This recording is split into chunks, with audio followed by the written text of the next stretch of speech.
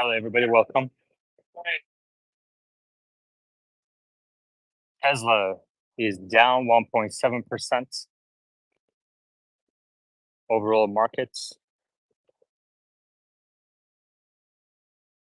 Dow Jones up 0.6, Nasdaq up 2.2%, S&P 500 up 1.2%. All megatech companies are up today except for Tesla. Apple and Meta are pretty flat. Any questions, comments? Please request to speak.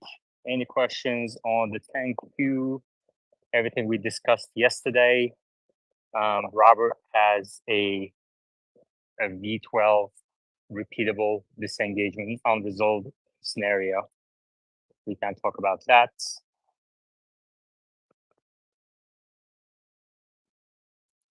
Let's see if Matt Gone has any updates on Tesla's inventory. Or Christopher, if he wants to talk about his FSD channel. Welcome to come up. Or Dylan, if he has a update for us on commentary about Tesla and Elon. Christopher, how are you? Hey, Yaman, how you doing? I'm doing well. Are you in the car right now? Yeah, I'm getting ready to head down to the Galleria area of Houston. Is the background noise too bad? No, it's totally fine. How is it doing for you? Oh, it's doing great, I mean, I think I may be an outlier, and I don't mean that to be pompous. Just seeing some of that. I haven't had a. Now I say that and watch. I have like 8 interventions through the Galleria today, but I haven't had any disengagements on 12.3.4, and the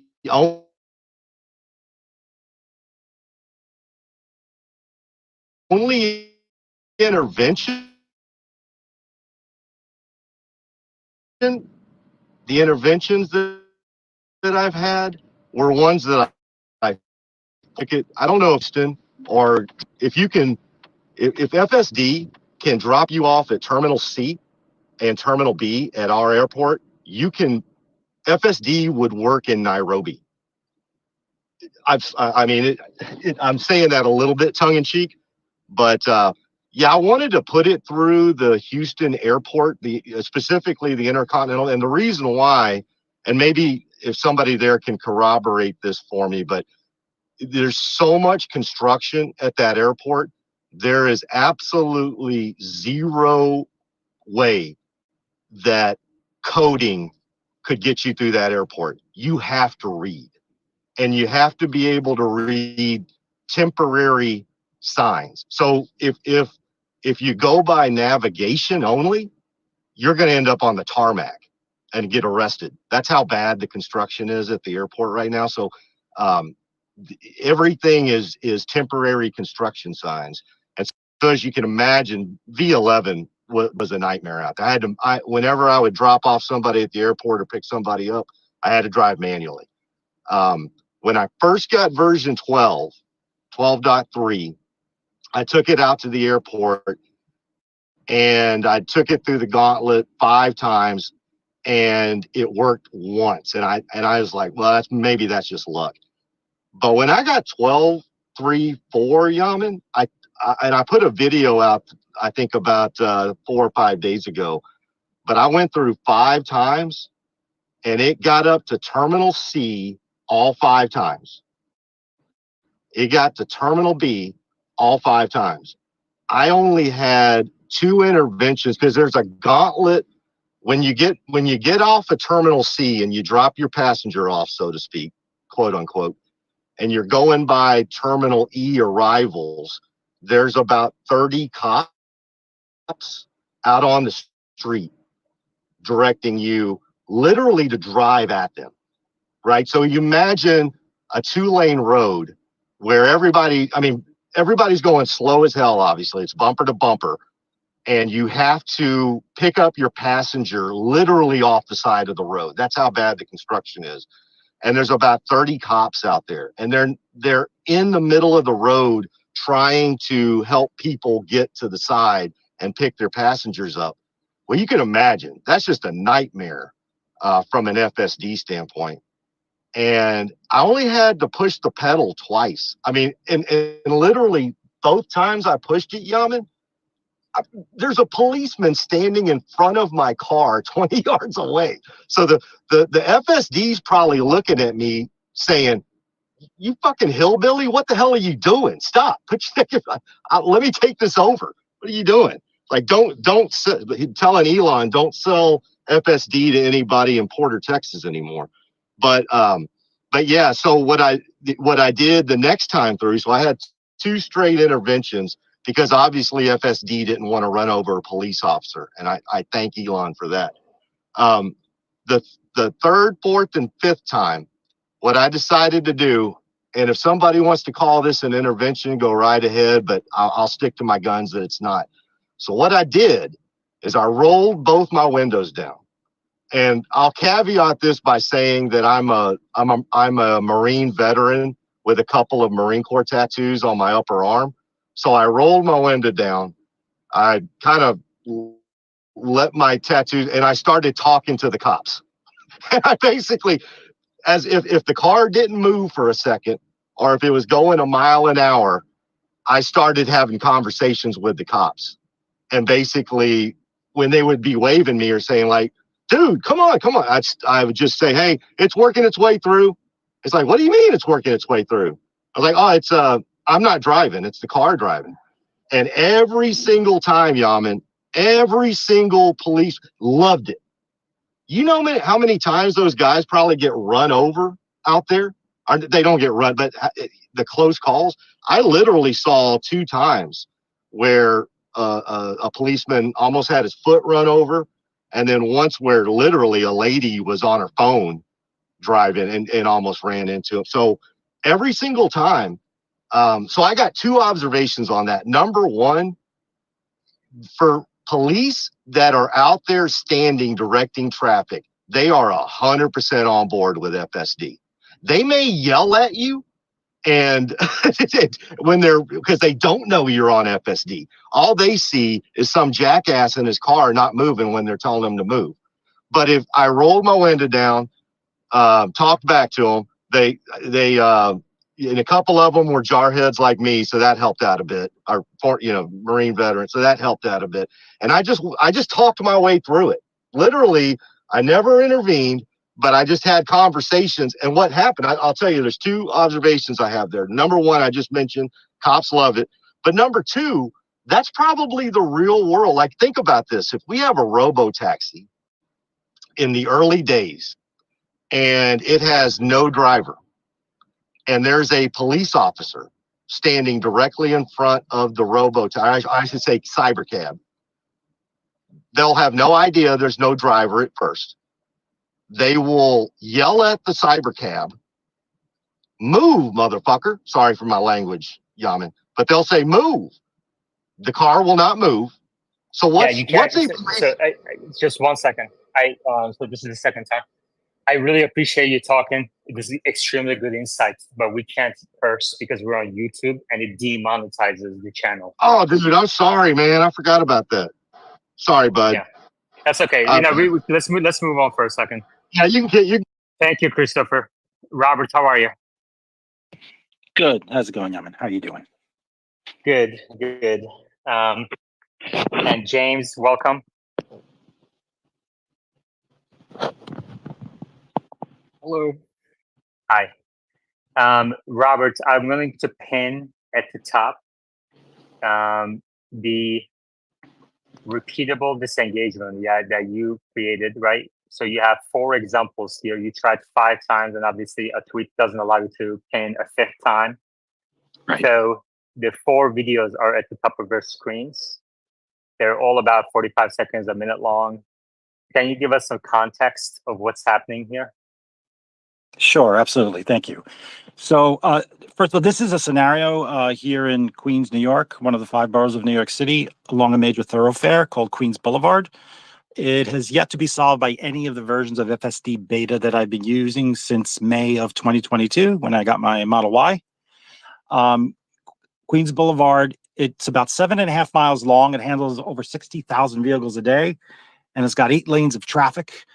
There's 3 lanes in each direction on the main road, and then alongside each main road, divided by a median, is a 1-lane service road. So this particular challenge is going from the main road to the service road, which I've had in. I also posted a previous video of 12.3.4 having the same situation. When 12.3.5 came, it actually came to my friend's car. So I went along a ride with my friend's car. I'm in the passenger seat shooting on my phone. And we tried different lanes all along Queens Boulevard, different exit scenarios, because many of these exits are very similar to one another. They have the same sort of lane topology, where it's a very acute, there's a dedicated lane for exiting. It's got a dedicated stop sign just for the exit lane. So you must come to a complete stop. You must angle your car at quite an acute angle, cross over a bike lane, and then onto the 1-lane service road. So that is the scenario. Attempted it several times, and the first time I attempted it, it basically bypassed the lane. So it bypasses the lane, and then it goes on to the next intersection, and then it tries to make a right-hand turn, and an illegal right-hand turn. So there are signs saying no right-hand turn, no merging between main road and service road. There's straight arrows on the ground, but FSD unfortunately just ignores all of that signage. It doesn't seem to really understand it. I made sure that I was checking the route, which I've also, in one of the videos, you'll see that I briefly panned over to the map, so you could see that it was indeed mapping or routing the exit lane as the decision to make. So, like I said, one case it skipped it. Another case it came to a complete stop, so it didn't even pull over into the merge lane. It just stopped as if it were at an intersection. Which is a little bit dangerous because there are cars coming from behind, which is why I did this test late at night. So to kind of mitigate that risk. So it came to a complete stop and then it proceeded forward. In another case, it ignored the exit completely. And then just for fun, I tried the reverse direction and I tried going from the service road to the main road. So from the 1-lane to the 3-lane instead of the main road to the service road. And in that case, it looked like it was about to do it. And then it abandoned the choice at the last minute and went straight ahead. So these are reproducible scenarios, all with these very similar entrance, exit, merge lanes, all along Queens Boulevard. These occur. So that's it. Yeah, that's the experience so far. Thank you. And I have the videos on YouTube Live as well. If you guys want to check it out, you can see it. If you're on YouTube Live, just please confirm the audio. There's no audio on these videos, right, Robert? Yeah, there is audio. There's audio? Okay. Yep. Just confirm the audio is not playing, please, if you're on YouTube Live. There is one video. My friend dropped a F-bomb. Sorry. Yes. 3 of the 4 are safe, and in one video, unfortunately, he dropped it. Yeah. That's all right. Yeah, I don't think the audio is playing. The only reason I'm asking is because sometimes it interferes with the speech on X. That's the only reason. So I'm waiting for someone to confirm that, and we could. All right. Well, Robert, so you said no version has ever solved this, right? Correct. No version to date. Yeah. Have you contacted the Autopilot team? I leave the voice, annotations on the car with every disengagement.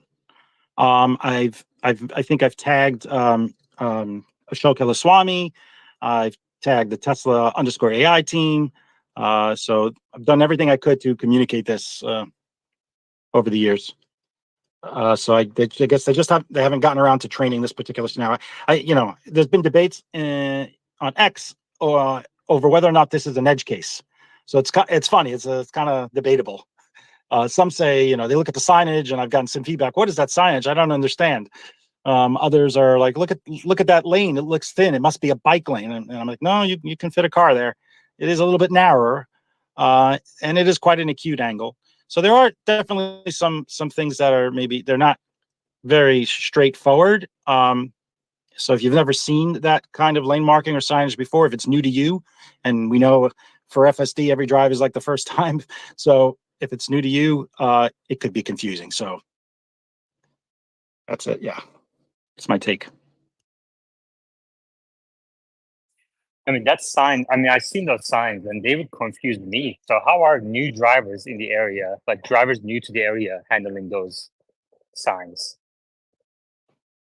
I mean, I wouldn't know, and never having driven along with a brand new driver and Like, experiencing what it for the about, first time. I mean, do you see human drivers getting confused at the intersection? I do not. I mean, and I've been living here for over 25 years. I've never seen someone stop and try to make a right-hand turn in that lane. Let me think. Maybe once I've seen it. I do remember seeing it, but I almost think it's intentional. Like they missed the exit and they know it's illegal, but they do it anyway because they feel like they've missed their turn and they want to get over from the main road to the service road. I don't think it's because they think it's legal. I mean, there's a lot of signage, 3 straight arrows on the ground. Sometimes there's even a no turn sign, just as no turns, plus those 2 signs, that indicate you can't go between the service and the main. You can't make turns. So, but I understand if you've never seen it before and it's your first time, I could see how that could be confusing.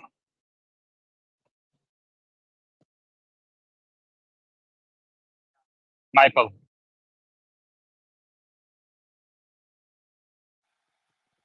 Hi, Aman. I didn't have anything to say just yet. So Well, how you doing? I'm doing well. Yeah, just have been busy, but I've been driving around a lot on FSD, and I got out of the city and have been driving around in rural area, and I've gotten like 200 miles with 200 miles and of driving that was like without intervention basically, except for one elective intervention.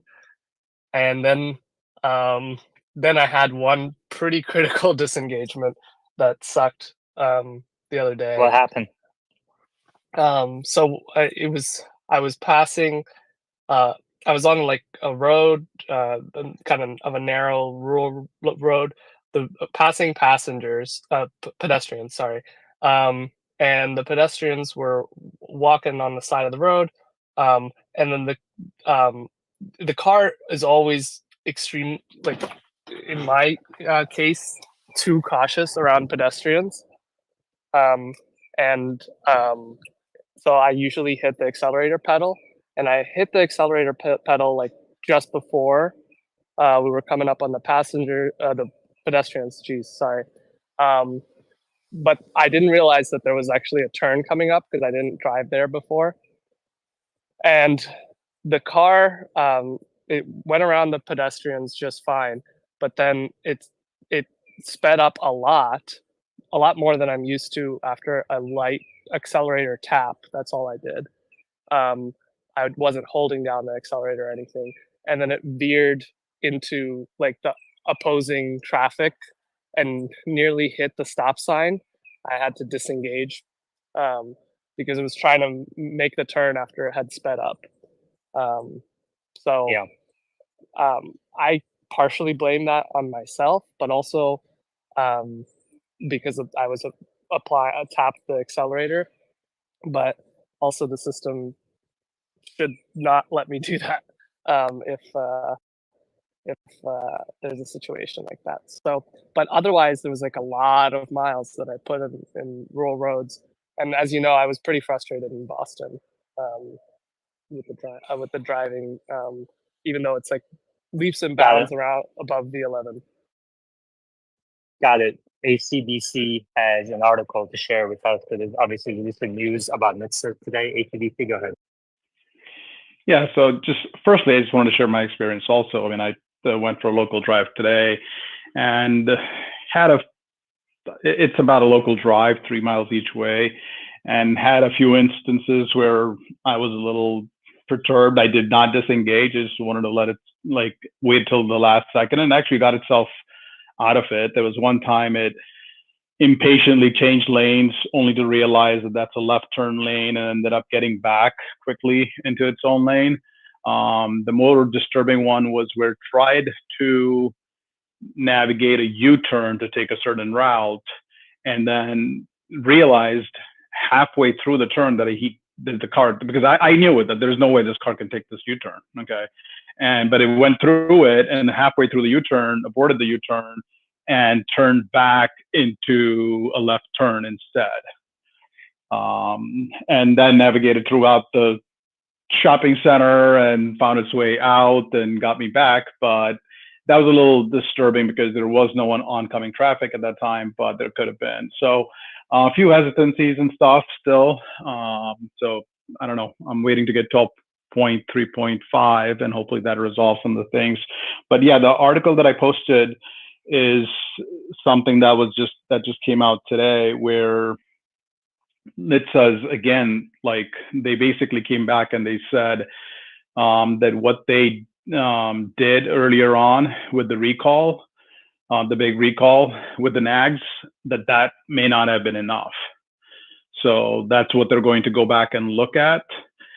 Tesla has not issued a response, but some of the surprising findings from this were that they contributed at least 467 collisions, 13 resulting in fatalities, to Autopilot. And one as recent as April 16th, I think, of this year, where a motorcyclist or someone was killed to it. So this is not really good headlines, and this, believe me, I'm not doubtful that Tesla will solve this. You know, I think the improvements are huge, and they will solve this. But I see this as the major hurdle. It just seems like having Elon as enemy number one doesn't, it gives them that extra ammo, and they're going to use this to go after Autopilot, to go after FSD, to go after any regulatory approval for robotaxi. So that, in my mind, is the biggest fear. Any questions, comments on the CNBC article on NHTSA's ruling about FSD? Please request to speak. We have David Katz coming up. Michael, go ahead. I mean, this is all about autopilot, right? Not about full self-driving. And, people are using autopilot sometimes in ways that they really, really should not be. And like, there was a recent story I remember of either today or yesterday about a guy who was using his phone while on autopilot. And it's not even clear if it was actually on autopilot. So I don't know. There's a difference between Autopilot and FSD, and NHTSA attacking Autopilot versus FSD. Maybe not as impactful Autopilot at this point. David Katz. Good morning. Good afternoon. Hi. April 16 was north of Seattle, and the Tesla Model S did hit a motorcyclist, but the driver did admit they were also on the phone, and they talked about Autopilot, but that has to be verified. But already reporting to the police, and unfortunately the motorcyclist died. That people are using Autopilot and self-driving as an excuse, and the majority of the time, when the facts are looked into, it's not there, but the damage is done. It was not Autopilot or FSD that caused the problem, but of course those corrections are never seen so much later. Yeah, this obviously impacts the stock price in the near term. In the medium term, the headlines might impact the take rates for FSD. In the longer term, however, does it change? Let's see, Michael, does this worry you that NHTSA might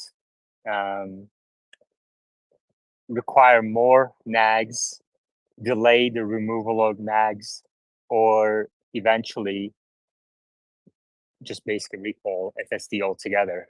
Do you see that possibility in the future?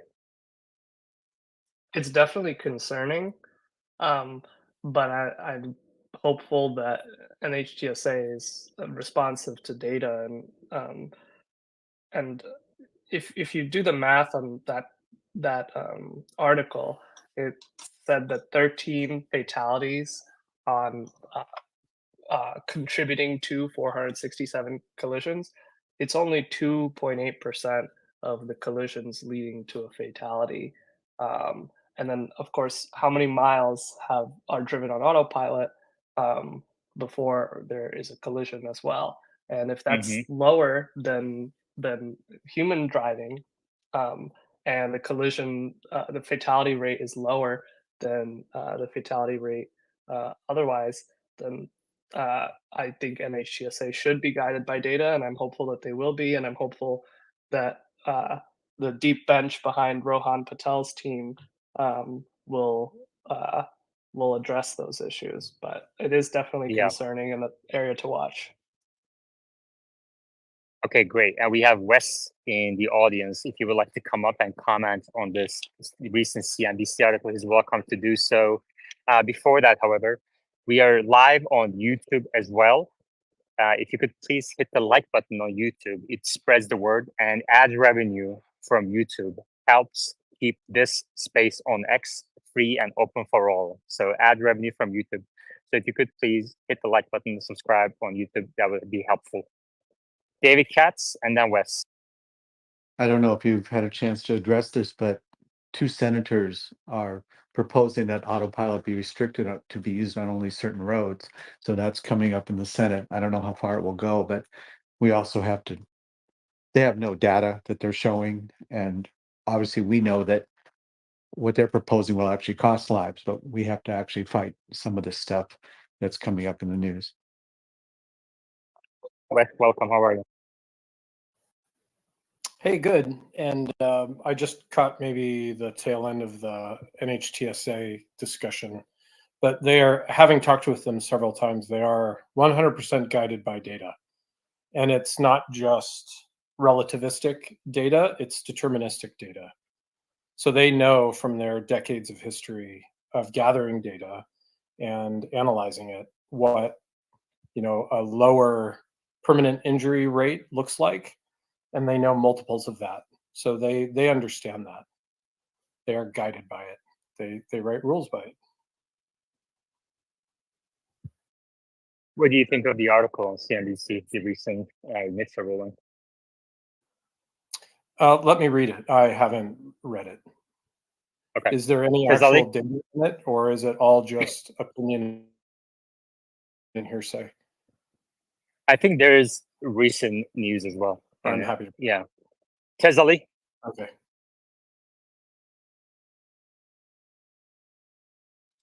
Hey, Yaman. Yeah, I was reading it a little bit too. I mean, it's also from this Laura Kolodny girl. I think she's pretty biased against Tesla. Not saying this article is biased, but she seems to post a lot of negative news articles about Tesla. But like Wes was saying, it's all about data, and some of these accidents could be old.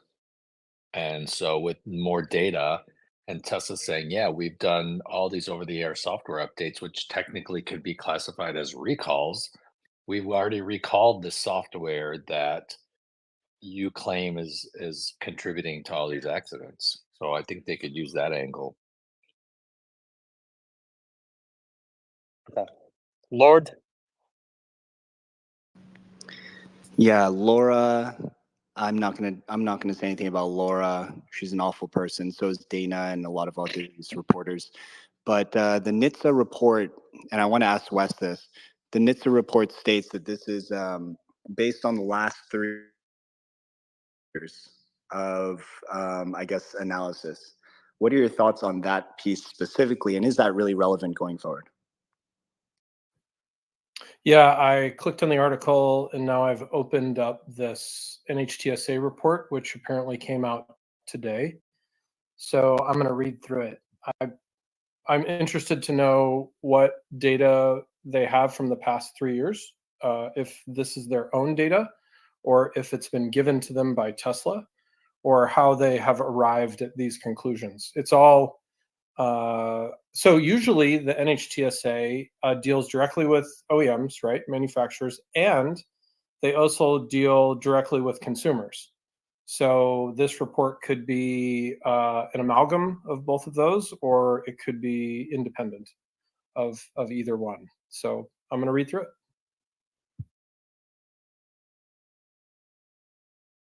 Michael. All I And wanted to Wes, say was, just sorry, 1 second. Wes, as you read the NHTSA report, you know, I would love to actually kind of hear you read it, like kind of your take on it as you go through it, the process of going through these NHTSA reports. Yeah. That would be interesting to me because you obviously have a very trained guy. Am I getting it right? When I click on the link, it's a 3-page report. Is that, Yeah. am I looking at the right thing? That's what I'm seeing. Okay. Yep. Okay. So there's a lot of numbers there. It should be interesting. Yeah, totally. Okay. And so, So let's get what Serhi has to say, and then we're gonna keep Wes's mic open, and maybe he can kind of just read through it and think out loud as he reads. Serhi, you have to. guys. Yeah. What's your point I'm, quickly? What's your point in 1 sentence? in Los Santos. I'm sorry. I'm in Dublin. I thought it's not that point. Yeah. I'm one question wanted to ask. I'm sorry.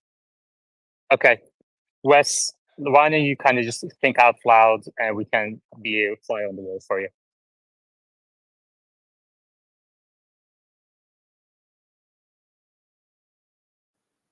oops, sorry, I thought I was already unmuted. Okay. All right. Okay, so it's a short report. First thing I noticed, usually they're a lot longer. Usually there's a lot more data. I looked through, I'm looking, this is just about Tesla. Date open 22, date closed year 24. Great. Products 2012 through 2023. It's interesting because Tesla vehicles did not have Autopilot in 2012, so that's interesting. So I'm noticing that. The problem, so population, 2 million vehicles roughly. Problem description, prominence and scope of Autopilot's control may be insufficient to prevent crashes due to lack of driver engagement. Okay, so that's the problem description. So how did they come up with that? Failure report summary. So all incidents, crashes, fires, injury incidents, number of injuries, fatality incidents, number of fatalities. So all incidents were 12. And then manufacturer is 259. Is that their number? I'm not too sure. Other 467. Okay, so maybe this is described. I don't know these acronyms. I don't know if they actually tell me in here what the acronyms mean. So I'm going to have to figure that out. Engineering analysis has been closed. All right, summary. Office of Defects Investigation, ODI, great, upgraded PE to EE to extend work and deepen crash analysis, to supplement that analysis with additional data and perform vehicle evaluations to understand how Tesla's autopilot system may exacerbate human factors or behavioral safety risks by undermining the effectiveness of the driver's supervision. Okay. I hope you don't mind. I read. No, this is perfect. You actually don't have to speed up. Like, I do want everyone to appreciate these regulatory filings. Like, rather than reading the CNBC take on it, I think we should kind of go to the regulatory filings and read with your eye. I mean, it's amazing that we can actually do this right now. Okay. So this whole thing is a summary of this above table. So I'm going to read the summary, and hopefully it will correspond to the table in some way. That's what I'm hoping anyway. All right. To support this work, ODI collected additional crash information, assessed vehicle control authority, driver engagement technologies, related human factors, considering associated with partial automation via analysis of pure vehicle data and hands-on vehicle evaluation. Assessments from NHTSA human factors subject matter experts. Oh, assessments from NHTSA human factors subject matter experts. That's interesting. and reviews of publications dedicated to partial driving automation. Oh, okay. So this is a culmination of a lot of different sources of information. So this is my takeaway from that is that a substantial part of this is subjective. Autopilot is the simultaneous use of features that Tesla calls traffic works, cruise control, yay, my feature, and auto steer, also my feature. TAC is a type of adaptive cruise control that, like traditional cruise, maintains a set speed, but also slows or accelerates as necessary to maintain a vehicle's following distance from a vehicle in front. That sounds like my wording. As designed, auto steer detects lane markings in the presence of other nearby vehicles and objects to keep. Okay, great. This is just summarizing the feature. Autopilot is characterized by Tesla as an SAE Level 2 partial driving automation system that provides driver assistance through steering, propulsion, and braking with a specified driving environment under direct supervision of the driver. It's just describing. L2 systems should be designed to support the driver's need to monitor the system in response to constantly changing driving environment and, if necessary, take over the dynamic driving task. Yes. To ensure sufficient driver engagement, vehicles with L2 systems should employ driver engagement systems and usage controls that are appropriate and sufficient for the L2 system design and driver expectations. I think I've bored everybody to death by reading that, but it's basically just saying, okay. It's just saying that because L2 systems can seem very good, you don't want to get complacent. Even though it doesn't say complacent, driver engagement is the opposite of complacency. All right, ODI completed an analysis of 956 crashes reported. Okay, so this is reported crashes. So these are people telling the NHTSA that they had a crash and something. Maybe autopilot was on, maybe it wasn't. So that's, again, it's subjective. And just so you know, like, this is how I read it. Because if it's not deterministic and saying that it's from telemetry or logs, it's most likely subjective. I have to take that stance. In approximately half, 489 of those crashes, ODI found that there was insufficient data to make an assessment, subjective. The other vehicle was at fault too. All right, autopilot was found not to be in use, or the crash was otherwise unrelated to EA 22002. All right, so half of them completely taken out of the data set. Of the remaining 467 crashes, 467, 956. Wow, it's almost exactly half. 489 to 467, that's interesting. ODI identified trends resulting in 3 categories: collisions in which the frontal plane of the Tesla struck another vehicle or obstacle with adequate time for an attentive driver to respond to, respond to avoid or mitigate the crash. Okay, just for people that aren't aware, 1.2 seconds is what they're referring to. A Formula One driver can do it in 0.8 seconds, but 1.2 seconds is the median average adult reaction time. And they refer to that in 211. The next part of the sentence is for the other crashes. So adequate time was the first one for an attentive driver to respond. The next one was roadway departures, where auto steer was inadvertently disengaged by the driver's inputs. Okay, so this is somebody taking over a lateral control, in other words, steering, without knowing it, even though the car dings a whole lot when that happens. And roadway departures in low traction conditions, such as wet roadways, 145. So I find that interesting because the dynamic vehicle control and traction control monitor tell you when you hydroplane. So there's also a beep for that, and it shows a UI on the dash. ODI observed this pattern across all Tesla models and hardware versions. Okay, crash and human factors assessment showed that autopilot controls did not sufficiently ensure driver attention and appropriate use. Crash and human factors assessment. Is that the name of the NHTSA? So now I have to go back and refer to the actual person. Yeah, NHTSA human factors subject matter experts. Is that the same wording? Is that the same person? Crash in human factors assessment. So the fact that they don't say NHTSA exactly the same wording, it could be a different person or set of people. So anyway, that's non-deterministic. Crash and human factors assessment showed that autopilot controls did not sufficiently ensure driver attention and appropriate use. Okay, so somebody or some group said that.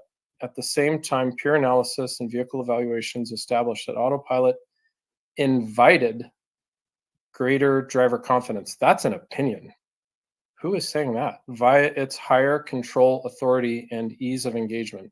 So that's a very interesting statement because that's like really opinionated. And I don't know who's saying that because it doesn't say. Maybe it's this crash and human factors assessment group, but it doesn't say.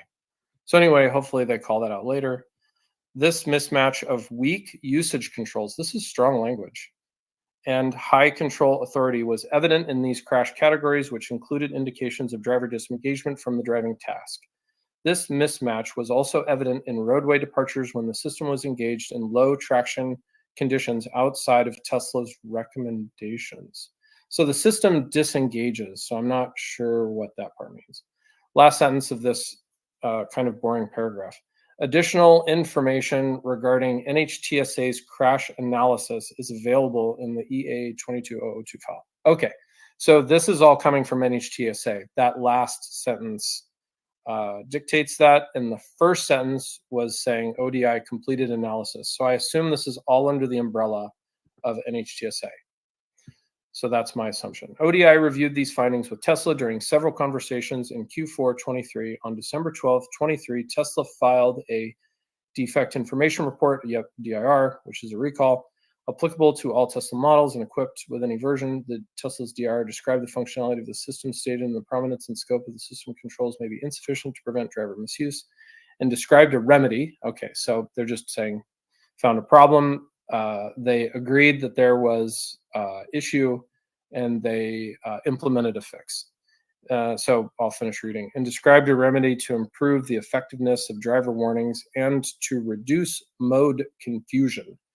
Okay, so mode confusion would be like when they take over steering, they need sufficient warning to know that they've done so, which is interesting. I mean, that's just an example. I don't know. Maybe they'll describe it later.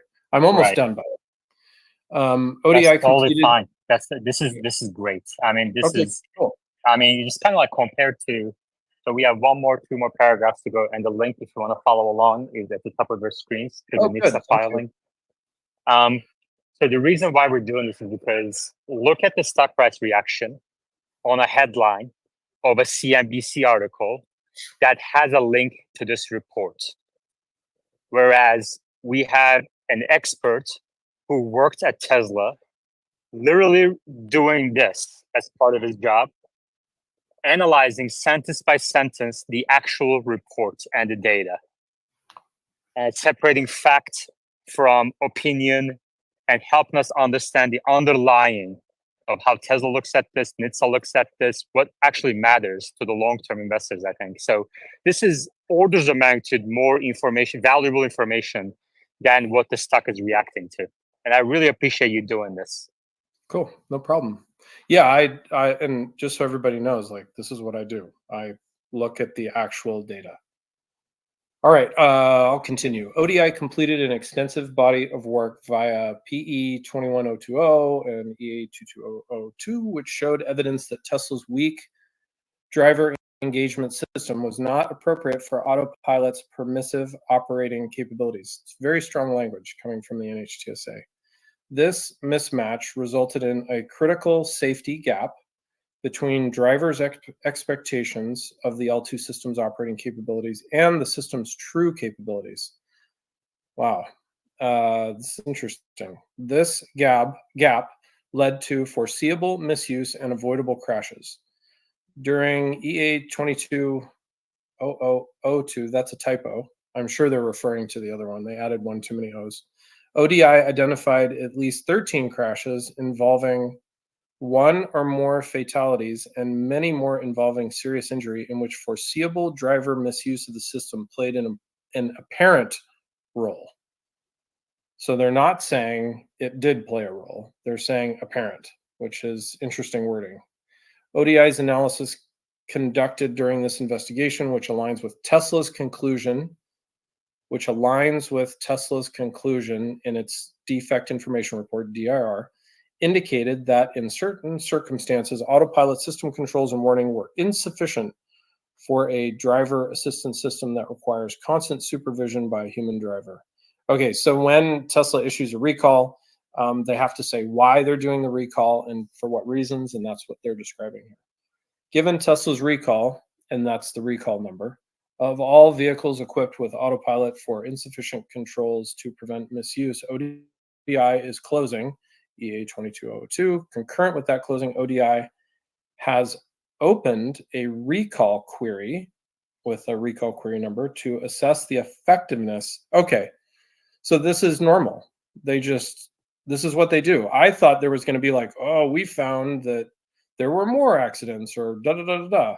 No, they're just saying that they should say per our normal operating procedure, concurrent with that closing, ODI has opened a recall query to assess the effectiveness of the DIR, the over-the-air update, the fixes that were made. That's normal, right? To review the ODI report cited in the closing resume, closing resume, there's no accent above the E, so I don't think, or maybe that's a typo. Closing resume, ODI report, identification number, document, go to NHTSA.gov. Okay, so basically this is normal. This is normal. Like this is their normal process where they ensure that after all vehicles that took this update, that the supposed weak interactions per their language are now better, and that shows up in the data, so that over a given number of miles and hours of driving, they will see less than, where's the number again, 400 and, how did I lose this? This is not a long document. The half of the 9 number. How have I lost this? That's all right. While you look for that, Michael. Yeah, so to summarize everything that Wes was saying, NHTSA investigated. They presented their findings in Q4 of 2023 to Tesla. Tesla agreed that there's an issue, did a recall at the end of the year in 2023 on Autopilot that added additional nags, and I think we all remember that. And now some of what they presented to Tesla is being published, and now they're saying they're going to monitor whether Tesla's fix actually fixed it. So that all sounds pretty normal, but then you compare it to what the article, the headline is from CNBC. Federal regulator finds Tesla Autopilot has critical safety gap linked to hundreds of collisions.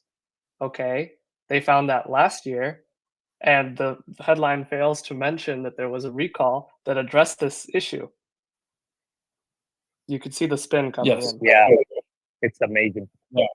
That is amazing. So the only way that they're going to be able to validate that these fixes are resulting in less incidents would be to see the trend, right? But this is, unfortunately, this is subjective data. So they're going to have to look at kind of this subjective data over time and then plot the new subjective data on the same length of time and see that the trend is going down. However, what's interesting about this is that Autopilot is materially different from what it was back then. So it's much better now. And now we also have cabin cameras. I assume it's going to go down no matter what. So this, yes, I agree with, I'm sorry, I don't know your name who just spoke because I'm looking at this document, but I appreciate the feedback. Thank you, Michael. I agree. This is a normal process and it will take time. And these critical safety gaps were that strong, seemingly very opinionated language. But I will also say, to the defense of the NHTSA, and to the defense of Tesla that Tesla would do this anyway because they don't want the vehicles to crash ever. That's the whole point of this technology. They don't want any crash energy ever. They want to mitigate all of it so that there's zero. They don't want to ever hurt anybody. So they've been implementing these for years, and that's what I did too, to make the cars have a lower propensity to hit another vehicle or to hit anything for that matter. So this is just kind of par for the course. So NHTSA said, here's some subjective data. And Tesla said, yeah, we're seeing crashes too. So we've implemented all of these other things. And they're like, oh, that's great. Let's wrap all this up under a recall because we have some specific things that our, whatever the name of that group was, which is in here somewhere, found that these things could be contributing to this. And I will say this one last thing. The thing that I've noticed the most about this, other than the giant letters now that appear in the Prindle, is that when you put on FSD, it immediately will nag you immediately if it's not sensing torque on the steering wheel. That's like the biggest change for me. And I still, to this day, I've put on FSD probably hundreds of times since I got that update, is that I don't immediately put torque on it and it beeps at me. Like I'd say one of every 3 times I still don't immediately put enough torque for it not to beep at me. So there you go. Thank you, Wes. This is invaluable. I mean, I just don't know. Like sometimes I wonder with these speakers on the board like yourself, like what the hell did I do in my previous life to deserve your time going through this NHTSA document and helping me understand? Yeah, nice. It's really cool. This is really cool. Yeah, you're welcome. Michael and then Lord. Okay, thanks. Yeah, thank you so much, Wes. This is really great. So I have 2 questions for you. One, so they mentioned that they have an attached file. Do they usually, in your experience, do they usually like break these down? Like, will they have like dates of these accidents? And can you like totally see trends and stuff with the data? Okay. Yep. So Tesla can match their logs and see they're not giving away personal identifiable information. There's no PII, right? They do give Tesla about enough data so that they can kind of correlate though. So in other words, Tesla's like, okay, like we see things like this in our data too. And we feel like these changes that we're implementing should reduce.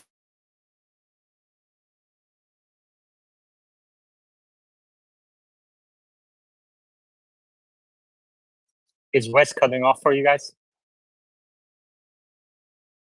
Okay. Yes. Okay, let's go to Lord. Yeah, thanks, Wes. Because you don't want to introduce. Sorry, go ahead. Starlink. That's okay. Let's go to. That's okay. I'm gonna put Wes on mute, and now Lord, go ahead. Yeah, I actually had a question for Wes. So going back to your point about FSD, the nag, for everyone that's noticed, everyone that has it right now, the nag does come on immediately within seconds of starting FSD beta now, and it turns red. So it really makes you sit up. I actually noticed that when I first downloaded version 12, and I was like, what the heck? This is kind of new. So I can see how that's related. My question is, I was hoping you could help kind of set the record straight a little bit in terms of FSD versus Autopilot, because I think that there's still a little bit of misconfusion around this topic specifically. I understand that they are different stacks and that the FSD beta, according to, at least just from what I've gathered, is only for city streets. So it's not applied to highways yet. How does that how are the two kind of connected? I would like to get your take, Wes, if you don't mind.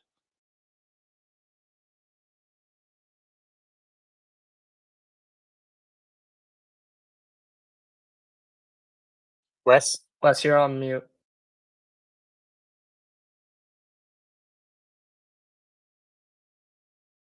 I think Wes is having some connection issues, but we can keep going. Anybody want to answer Lord's question or any of the question comments? ACDC, what do you think about so far on what Wes said? I think my biggest takeaway was that this is par for the course. So if this is just regular stuff Can you that guys they hear come me? back, Yeah, we can hear you Yeah. now. Okay, I Can have you to hear log back. ACDC? yeah. So I was just saying that it's good to hear that this is just a regular process where they come back after the recall has been finished to make sure that it's adequate, instead of something new that they're coming up with. So Okay, good. I'm glad we had Wes on here. I'm glad, glad to have Wes on here to talk us through it instead of Machine, who probably would have come up here with chicken in his mouth and pumping his chest about how he predicted this, even though he didn't predict this. But that's par for the course too. Wes, Hopefully you can hear me. I could Yeah, hear it's on better. YouTube Live, but not on X, which is weird. So I kind of heard the question, what's the difference between Autopilot and FSD? Yes? Yeah, correct. Thanks. Okay, great. Yeah, so just think of Autopilot as the original feature sets, and then FSD took over that over time. And the original Autopilot feature sets were based on Mobileye output and then Tesla controls and planning.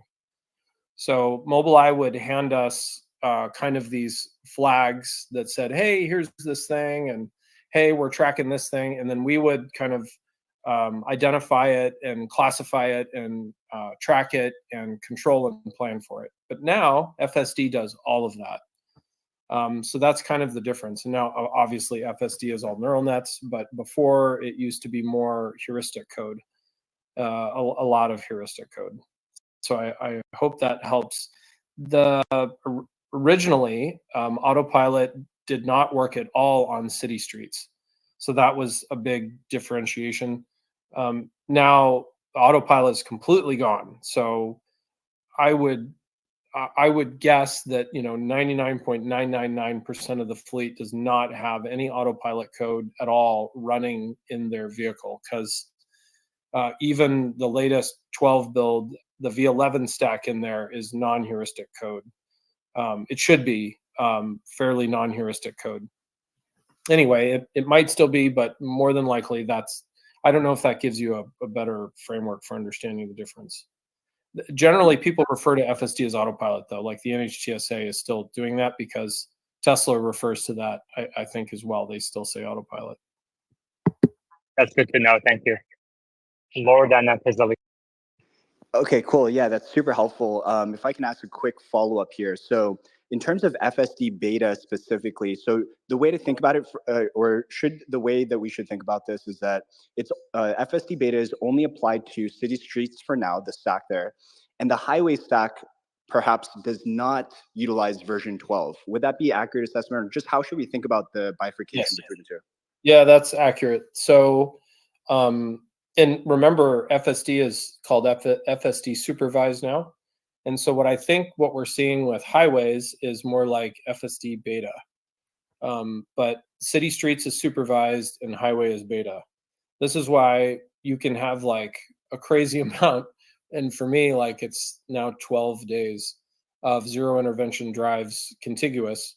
But on the highway, it's still making some interesting heuristic planning mistakes, like potentially taking the wrong exit when you have two exits that are close together, or potentially even drifting into a left exit lane when it shouldn't. Things like that. Hey, Zali, go ahead. Hey, Wes. So I looked up this investigator's name, Steven Posada, and he had another resume or whatever you want to call it against Tesla that was opened on August of 2021 and closed in 2022. And this recent one is also closed. What would be the next steps, if any? Like, it looks like the investigation was closed. Yeah, it's a good question. So NHTSA, obviously, they open these investigations and they close them. If there's a remediation that needs to take place, like a recall, and if it's big enough, then they will do like this kind of automatic, check to be sure that, the remediation actually solved the issue and didn't introduce regressions.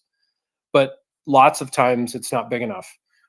Just so people know, like, you can sign up on X and you can follow the NHTSA recall account, and tons of these recalls, it's a lot of noise, involve like one Winnebago that didn't have, their 12-volt, latch tight enough, on the positive side of the terminal. Like, it's really like onesie twosie. So they're not going to go back and check on all of these, but when it applies to like 1 million vehicles or 2 million vehicles like this one, they'll want to do, normally by their normal process, they'll want to check to be sure there's no new regressions and the remediation did result in a material decrease in these events.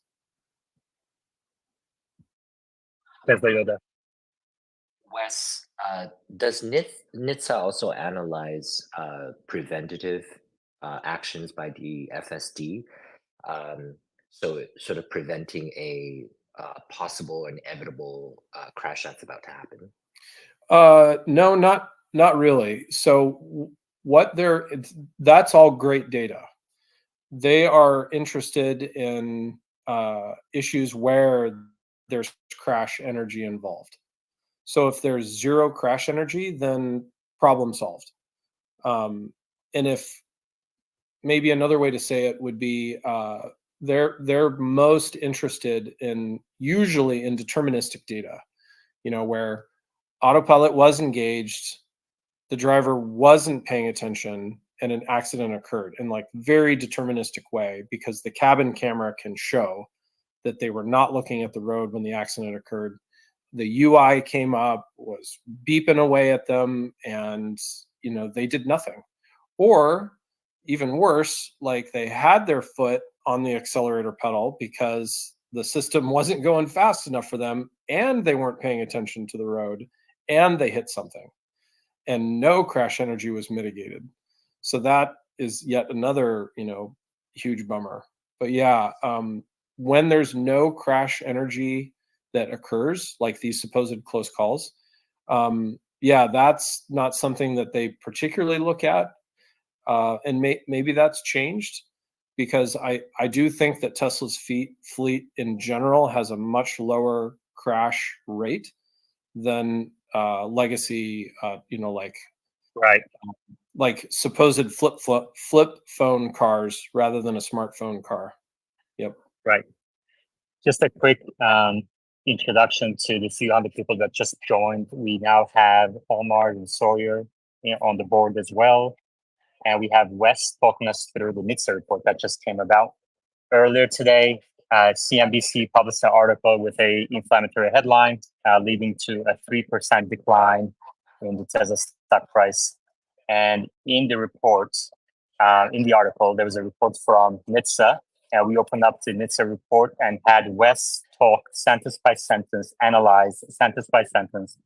Wes used to work at Tesla, specifically on this topic, and he led the Autopilot team in 2016, 2017. And so we're discussing this report. Omar, what do you think? Well, sounds like a nothing burger to me, honestly. They do a ton of these investigations from time to time, and it usually results in minor constructive changes. So they're doing their job as regulators. They asked for some changes to be made to help ensure that drivers are paying attention. And they're now investigating to see whether that fix worked, what the results were. Nothing to see here. If they decide that the fixes were inadequate and more things will be needed, then they can do that with a software update. But my guess is they probably won't make any changes or will only make minor changes because the driver monitoring system is pretty good. It's hard to be completely idiot proof and stop, some of the stupid things people do. but it's a pretty good driver assistance system now. Definitely a lot better than it was before. And if they have any ideas for how they could make it a little better, I'm sure they can discuss that and potentially do it. But the pace at which FSD is evolving is like a rocket ship. And the pace at which the government is regulating is like the sloth from Zootopia at the DMV. Like by the time they finish this investigation, there won't be any interventions that people need to pay attention to do, right? So I don't really think it's a big deal. I think what's far more material that the market is ignoring is that FSD beta is running in Europe, and that it's so good that they're giving demos to regulators and preparing to launch it. And if the same FSD 12 can work in Europe, Elon says it works great in left-hand drive countries. Right-hand drive countries, it needs some special training for that. So they're not quite ready for that yet. But left-hand drive countries in Europe, he says it works well enough to release. They feel confident in that. That is huge. So now it just comes down to regulators, maybe regulators in Norway. I think it was Sweden they were meeting with, Sweden Transport or something like that. And, I can imagine that if it works well in Europe, it probably is working pretty well in Asia as well. And you remember Elon's comment from FSD in China may be possible very soon. What you're seeing here is really that 12 is allowing them to scale internationally much more easily. So that I think is material and bullish.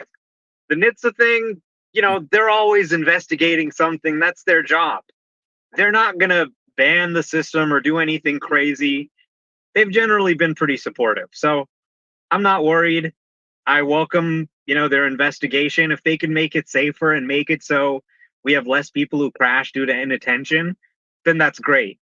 But it's quickly becoming a moot point, right? Like by the time this investigation's over, it won't even be needed. Okay. Sawyer, Michael, then Yoda. Yeah, I gotta agree with Omar on this. I don't see it as a big deal because it's Tesla. It's gonna get a lot of headlines, and people will blow it out of proportion like they always do. But if you look back to last year, 99% of Tesla's recalls were fixed via over-the-air software updates. Only 1% of them were actually physical recalls that required a service center visit. So, as Omar said, it's really promising to see FSD being shown to regulators in different parts of Europe. We'll see how quickly that actually rolls out to like different left-hand drive countries. But I'm not. This is NHTSA's job. If they do end up doing a recall, it'll likely just be a software fix, like it typically has been in the past. So yeah, I'm not worried about it. Michael. Yeah, I shared to the board, maybe Wes would be interested, the supplemental information. It's 6 pages. We probably shouldn't make you read it, but you might want to look into it and give us your insights in the future. I just want to interrupt there because I do really appreciate Wes reading out loud for us because it allows us to be a fly on the wall of an expert who has been in branches of this for the last decade at Tesla. Okay, you will never get a similar experience ever. Yeah, so this was awesome. This is invaluable. Yeah. Yeah. Yoda. Okay. Hey Wes, just wondering, objectively, would you say that in your experience, NHTSA has been fair? And also, if you were back at Tesla reading this report, what light would you be flagging internally? Would it be a green, yellow, or red? Yeah, I've always found my interaction with NHTSA to be very fair. They're very deterministic with data. So I appreciate that. What I think is interesting about this is that I'm nearly 100% sure that Tesla's telemetry is leagues far and away, like orders of magnitude better than anything that the NHTSA is collecting via their whatever techniques that they use. So I think that Tesla's telemetry is far and away the leader in the industry. So Tesla should be able to glean this type of information easily and be able to determine poor trends very quickly. So not even close to a red flag on this. Like, this is known, and they continually make updates to the system to make it safer over time. Because like I said, the whole goal of Tesla is for zero crash energy to be had by any vehicle.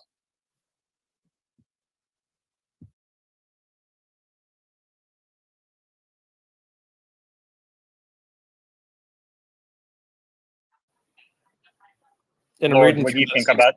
document. Yeah, while So I'm an you're kind of engineer skimming and I through love that, while we skim through that, Lord, what do you think about the stock price action today? It is definitely a Bible dip. I mean, I think that every time I see a NHTSA report come out, especially one with nasty headlines from CNBC, which is often the case, that's exaggerated or just interpreted in a certain way to kind of spin the story or spin the numbers. I always view it skeptically until I can really verify if it's legit or not. Based on today's live and also just like the live reading by Wes, I mean, it's like abundantly clear this is irrelevant.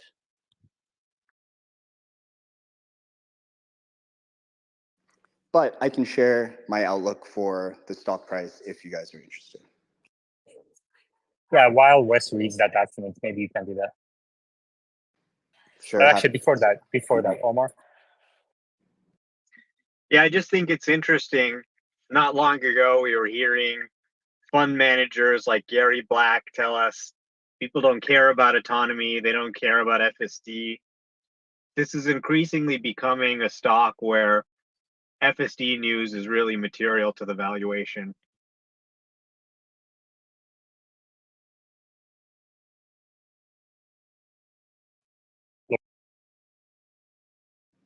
Yeah, so we definitely saw a fundamental shift, right, this past week. Not just in terms of the timelines and the pull forwards of some of the exciting stuff related to the next gen platform or robotaxi related developments.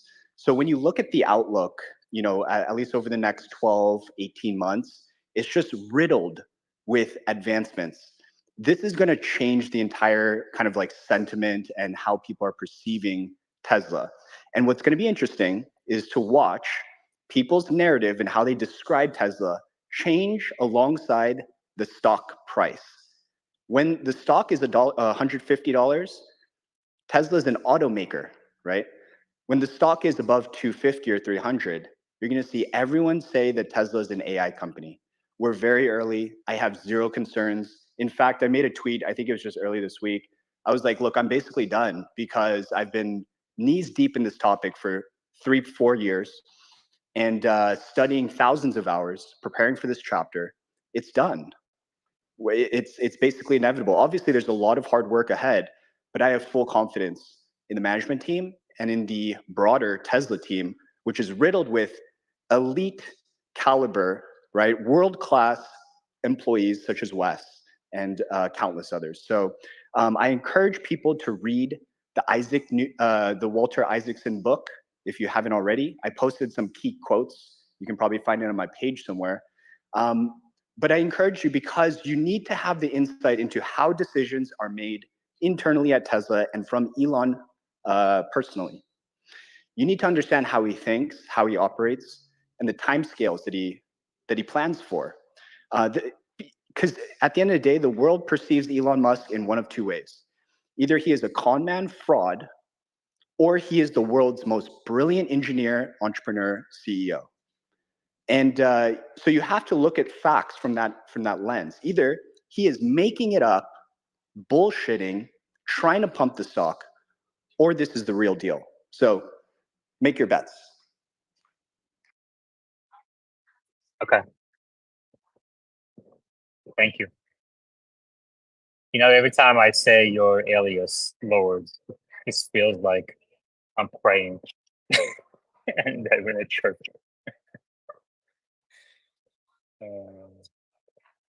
That's the point, baby. All right. Wes, any initial takes on the document?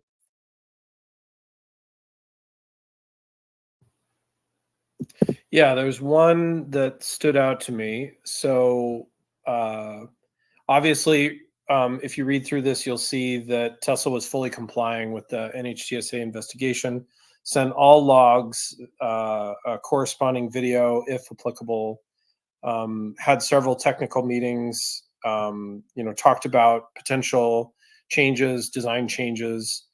NHTSA performed hands-on vehicle evaluations. So like they've tested all of the changes themselves and they agreed to these changes. That's what allowed Tesla to actually initiate this update. I thought it was an interesting line here where they say compared Autopilot to peer L2 systems in field by control authority, operational design domain, object in event detection and response, which is the black box that records accidents, driver engagement systems, and ease of engagement. But they don't mention what they did, like which systems they use. So it's interesting that they left that out. Because when you look at this data in this matrix, which I just started to go through, these are like really, really low numbers of crashes for 4 years of data, actually almost over 5 years when you look at the whole matrix. It's from January 2018 to August 2023. So it's a lot of data. That's a lot of miles for such a large fleet. And it's a very low amount of crashes. So they don't comment on that yet. So anyway, that's preliminary. Thank you, Wes. And I have the link at the top of our screens and inside my screen as well. Omar, go. Yeah, I think Tesla, one of their underappreciated strengths is that they're very good at working with regulators. They're subject to regulations across the globe, and they work with regulators peacefully and regularly. It's like brushing their teeth for them. Contrast that with a company like Cruise, where when faced with one of their first interactions with regulators, they chose to hide data and eventually got their permit pulled, not for the accident, but by lying about the accident. I think this is really an underrated strength of Tesla's, is that they are just they have a pretty strong relationship with NHTSA. They're, in regular discussions. For most of these other companies, the worst thing that could happen is that somebody dies using the product or something like that, and you're subject to regulatory scrutiny. But, for years, there have been issues where somebody misuses the system, they're looking at their phone or something, they passed away, and Autopilot hasn't been banned. They've continued to allow it on the road. So I think NHTSA fundamentally understands how transformative this technology can be. Their mission as an agency is ultimately to keep the roads safe. And I think they understand FSD's potential to do that and just want to make sure it's rolled out safely. Thank you, Omar. And I pinned on YouTube screen. So this space is being live streamed on YouTube as well. Paul says, I'm catching up at 2 times speed. The part where Wes talks about through the NHTSA recall is amazing value, and I agree. So if you guys want to watch that section, you can go to the YouTube channel and rewind while this space is going on at the same time. Or if you want to listen to the next, you can wait until this space ends, and then you can listen to that section. And I'm going to clip that section and post it. And I recommend people do that as well. Anybody can come up and clip that section. And post it as well. I do recommend people do that. Yeah, this supplemental report is also interesting because on the third page they have like a detailed breakdown on the number of accidents, and one of the lines actually says FSD beta crashes. So it actually is giving us the raw numbers on the number of FSD beta crashes from January 2018 to August 2022, and then also from August 2022 to August 2023 as 2 separate numbers. So that should be interesting. And we can compare that to the number of miles and see how it aligns. But I'm also interested if Wes might have the answer to this question. So they found whatever it was 400 something crashes. Do we know how many autopilot miles approximately were driven in that time period, January 2018 to August 2023? Is it like 10 billion? Wes.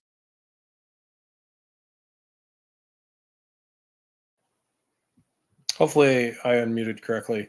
The number of miles there, I'm not exactly sure.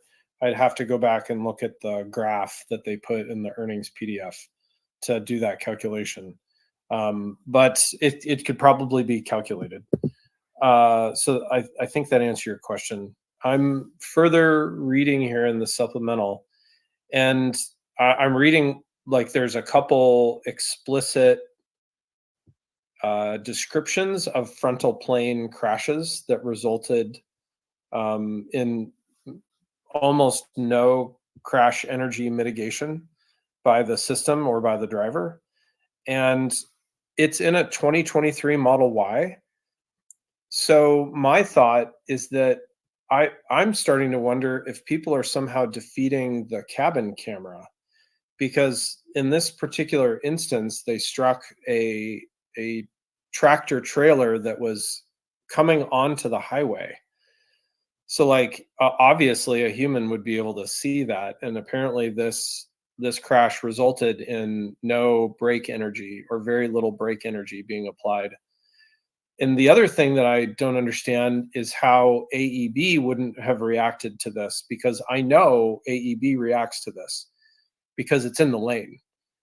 So that makes me think that this particular crash resulted in the driver not only not paying attention and potentially defeating the cabin camera, and they had their foot on the accelerator pedal, which kind of blows my mind that is actually, people are doing that. Because that's the only way that, because AEB will not override explicit pedal press. There is a function for wrong pedal press mitigation, but it only works at very, very low speeds, where you accidentally like mash the accelerator when you should be pressing the brake, and you like drive through a wall, that type of thing. So anyway, I'm kind of at awe for this one, and why didn't they mention that here? So anyway, I'm still reading through this. Thank you. David Katz, go ahead. Wes, exactly what you said is going on. If you read other forums and just follow people who are all upset that they actually had to pay attention to the road after the Autopilot software update, they started defeating by moving the headliner, sun visor over the camera, subtle defeats to the camera, wearing sunglasses. These are all going on, and that is exactly what's happening. Yeah, I find this interesting because the only way that you can defeat AEB is to put your foot on the throttle. And it sounds like I'm very like confused. Like, why wouldn't they say that was happening? So I find that's anyway, like if I was still at Tesla, I'd be like, hey, like there's nothing we can do if the driver is going to put their foot on the accelerator pedal and defeat these devices, because these driver attention devices are not perfect. There's no system that's perfect. So I don't know, it's kind of worrying, because like I don't see how these two incidents that I'm reading through would have been avoided if that is the case. I'd love to know if during this incident and seconds before it, was there explicit throttle press indicated in the logs? Max and Christopher. I guess this is a question tailored towards Wes. When it comes to the NHTSA, crash review, and to what extent do they review the driver of the car? Because when it comes to, you were talking about the overriding of the cabin camera, it's common knowledge. There are people out there that do that, and it's gotten to the point there are people put in devices in their steering wheel that override the nag system that gives the car the input that your hands are always on the steering wheel. And so, like, to what extent do they review that and understand that this might not necessarily be Tesla's fault, and it's in bad faith of the driver? I think that's considering that could be a high amount of these crashes that happen. I feel like it makes it look bad. They should look into that more, I feel like. Yeah, I think it's important to realize that the system right now is still L2. and it allows the driver to explicitly command the vehicle. You command the vehicle by putting your hands on the steering wheel and turning it, and putting your foot on the throttle or putting your foot on the brake. A Tesla does not allow you to press both pedals at the same time. It just does not. It always takes the brake into account when you do that, and it pops up a warning message that says both pedals are pressed. But if you press the throttle, it's just going to go at speeds like above 12 kph, right? Because that's what the pedal mitigation software does. And AEB, AEB will be disabled too, and it'll give a warning message. It'll still beep at you like there's a thing. So that's the other thing that's not shown here. Like, did the system detect the obstacle in front of the vehicle? And they're not saying that either. So I would also want to know if these obstacles were detected by the system and explicit driver control overrode that. The other thing that was really interesting here is that they don't say anything about that. All they say is that the driver was not adequately engaged in the driving task. They did not maintain their attention. And, I'm trying to understand how that's going to be fixed. The only thing that I can think of that would fix that is to just not allow the system to operate at all when the explicit throttle press is detected. Just, disengage the system if that is being pressed. That's what I would do. Because this is, reading through this is very sad. So I'm a little bit worried that, at the end of the day, like, I don't want the car to hit anything. So that would be my indication, is that it should be something that they should consider, if I was still on the team, to say, hey, like, if this person is wearing sunglasses, or, if they're detecting a defeat system of some kind, then explicit throttle press should not be allowed to engage the system. Anyway, that's my initial feedback. I'm still reading through it. Thank you, Christopher. Yeah, I just wanted to thank Wes for this technology. I don't get to listen in live. I usually have to listen to the playback, and I get to hear Wes a lot, but I never gotten to talk to him personally. I drive 100 miles of FSD every day. So since I got a chance, I wanted to say thank you to Wes for this technology. You don't know how many lives you've likely saved. You make my life so much better every single day. And I know we're talking about, bad stuff right now, but I just wanted to take that opportunity, since, I don't know the next time I'll be able to join in live. I'm basically waiting for traffic to get a little bit worse here in the Galleria before I start my drive, let people get out of work, and then start my drive. So yeah, thank you, Wes. That was beautiful, Christopher. Thank you very much. And we should do that more often, actually. Yeah, so thank if you. If you guys want to thank Wes, who again worked at Tesla, leading the Autopilot team in 2016, 2017, and then also at SpaceX in recent years, you can, mention him in a post. You can come up to the speaker board to thank him verbally. And I mean, this is incredible value he's added to the space over the last year. He comes here every single day, answers every single question, which is amazing to me.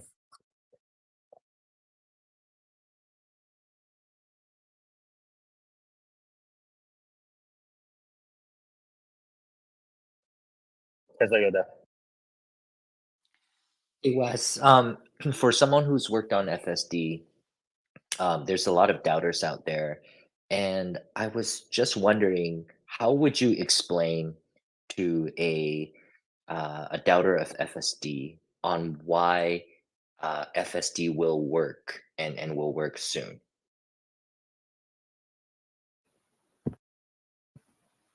Hey, yeah, and just to be clear, like, the FSD specific code, my code was Autopilot.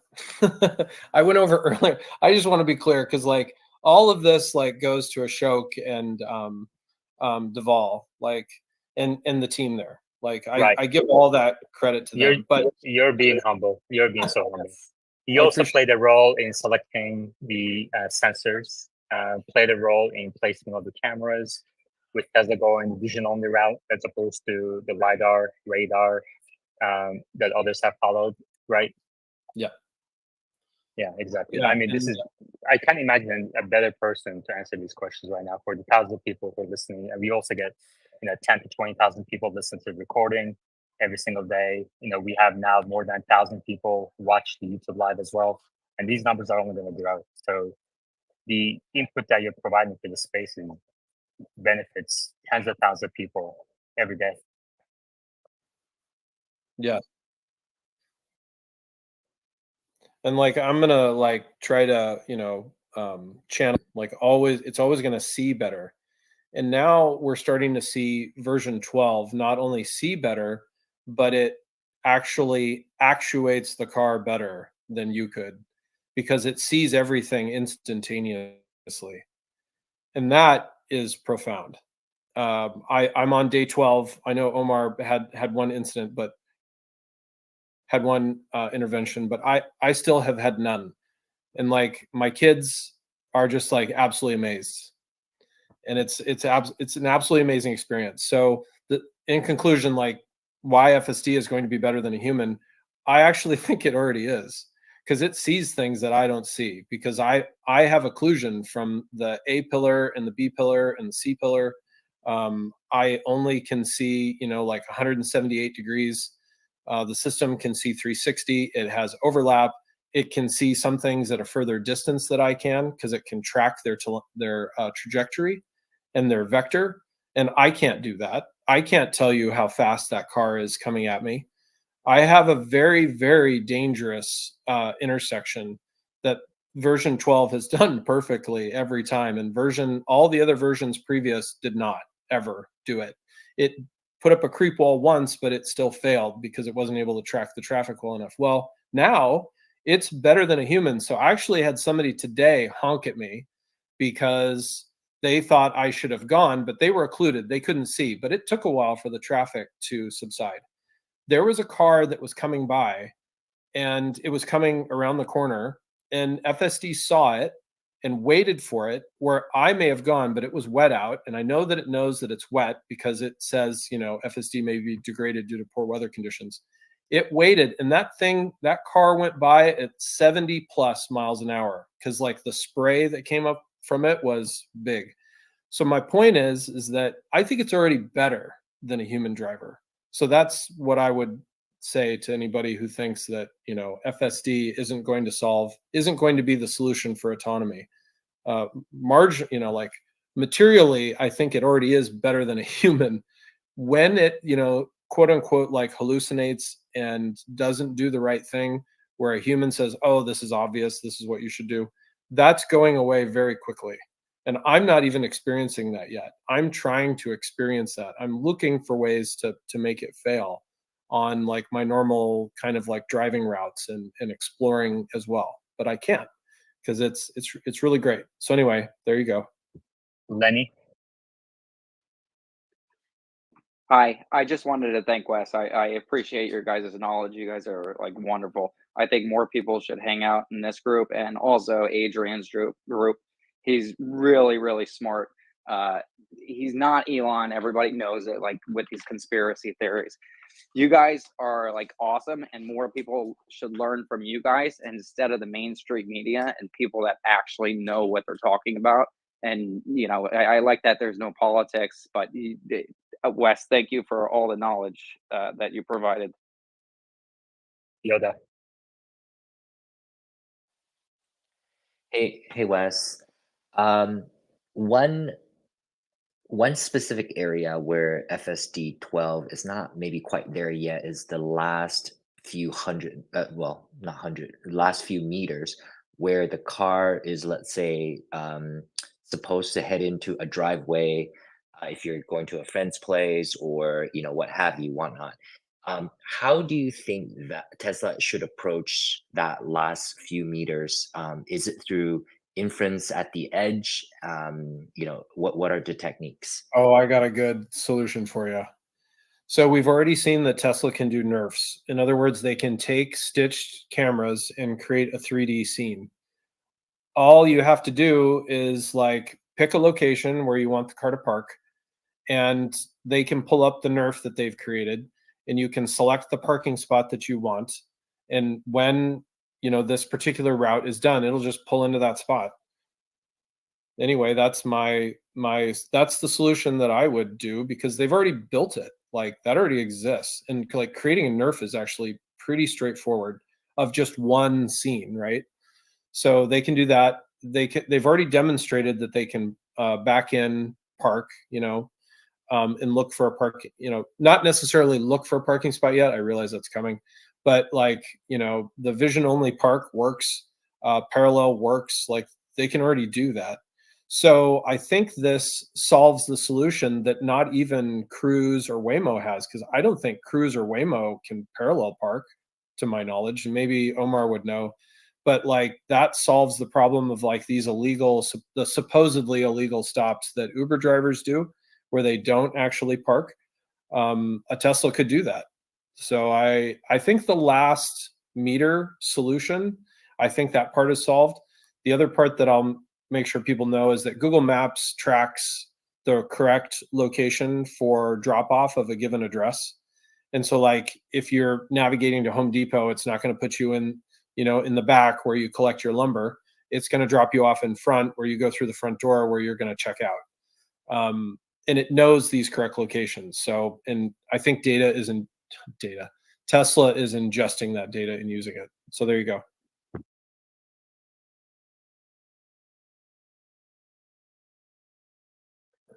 Yoda. Yeah, that's a great idea, Wes. So sort of like a bird's eye 3D view, and maybe you tap on the screen or on your app to get there. I was wondering if voice might come into play as well. Thinking about how you might communicate with an Uber driver today. Pull up from a little bit, or parked in the back of Home Depot. Whatever the use case is. Do you think potentially those options are presented by the car to the rider or to the owner? Where would you like me to pull up to, and then you kind of have a few options to select from. Oh yeah, I could see there being voice integration now that LLMs are very strong and Grok seems to be very strong. I wouldn't think that that would result in a poor experience, because you would always have the default experience that you could revert to through the app, and then you could potentially customize that by integrating with an AI, voice assistant. So that actually doesn't seem very hard either, because I would assume that the AI has some amount of knowledge of the scene, or maybe some access to the cameras and what it's seeing. Like if you said, "Oh, pull up by that big tree," it'd go, "Oh yeah, I totally see that tree," from the video feed, that type of thing. I don't Thanks, see those Wes. being very hard, but I don't see that being like, first out of the gate, unless they've like, been stewing on this and the developers have like been chomping at the bit, for a long time to release, this ride hailing app. It is fun to think about. Lord.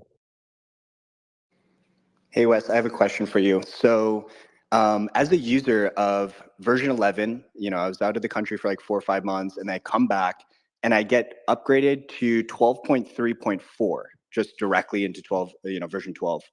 And what I noticed was that, so I drive a 2019 Model S, and the interface, right, sometimes can be laggy, as you probably are aware. Yeah, totally. But then Duvall had mentioned in the book, he was quoted that the software stack, since it's so much simpler than the traditional one that was based on thousands of rules, it can actually run 10 times faster. And so one thing I noticed while driving FSD beta version 12 is that the car is so much more reactive.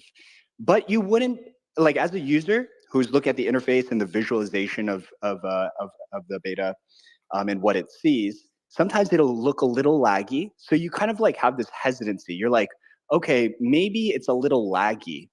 Is that actually the case or not? Because from my understanding, it's supposed to have a really great AI chip, embedded within the car. And then now if this model is 10 times faster, Like, should I just give it the benefit of the doubt? Because I feel like I can. Yeah, gotcha. So I think right now, and this may change in the future, but it used to be that the visualization was kind of tied to the actuation latency of the system. It doesn't appear to be that way now. It demonstrates to me that those two things are now kind of modal. In other words, they're not deterministically connected together. One doesn't depend on the other. It's orthogonal.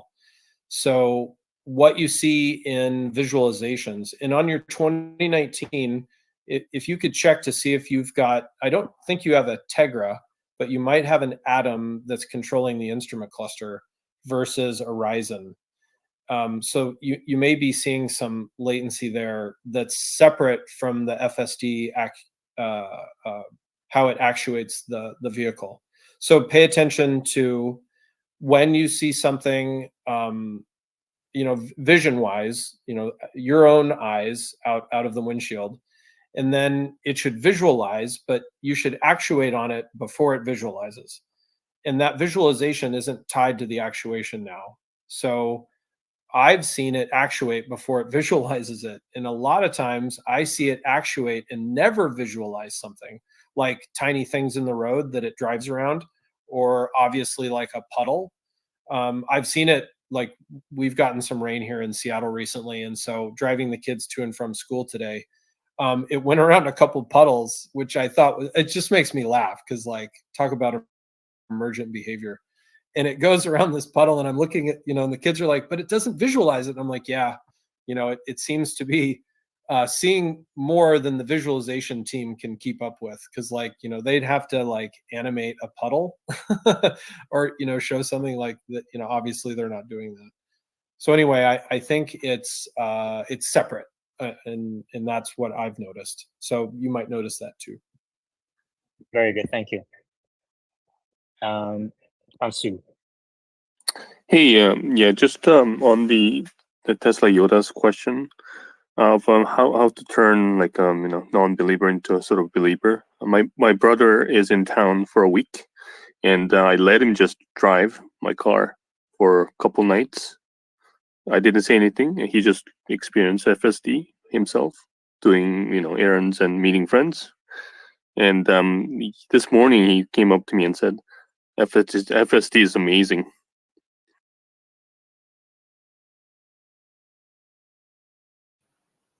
Yeah, that's good. I have a buddy with a 2023 Model Y, and he actually hasn't gotten version 12 yet, even though he's asked the service center many times.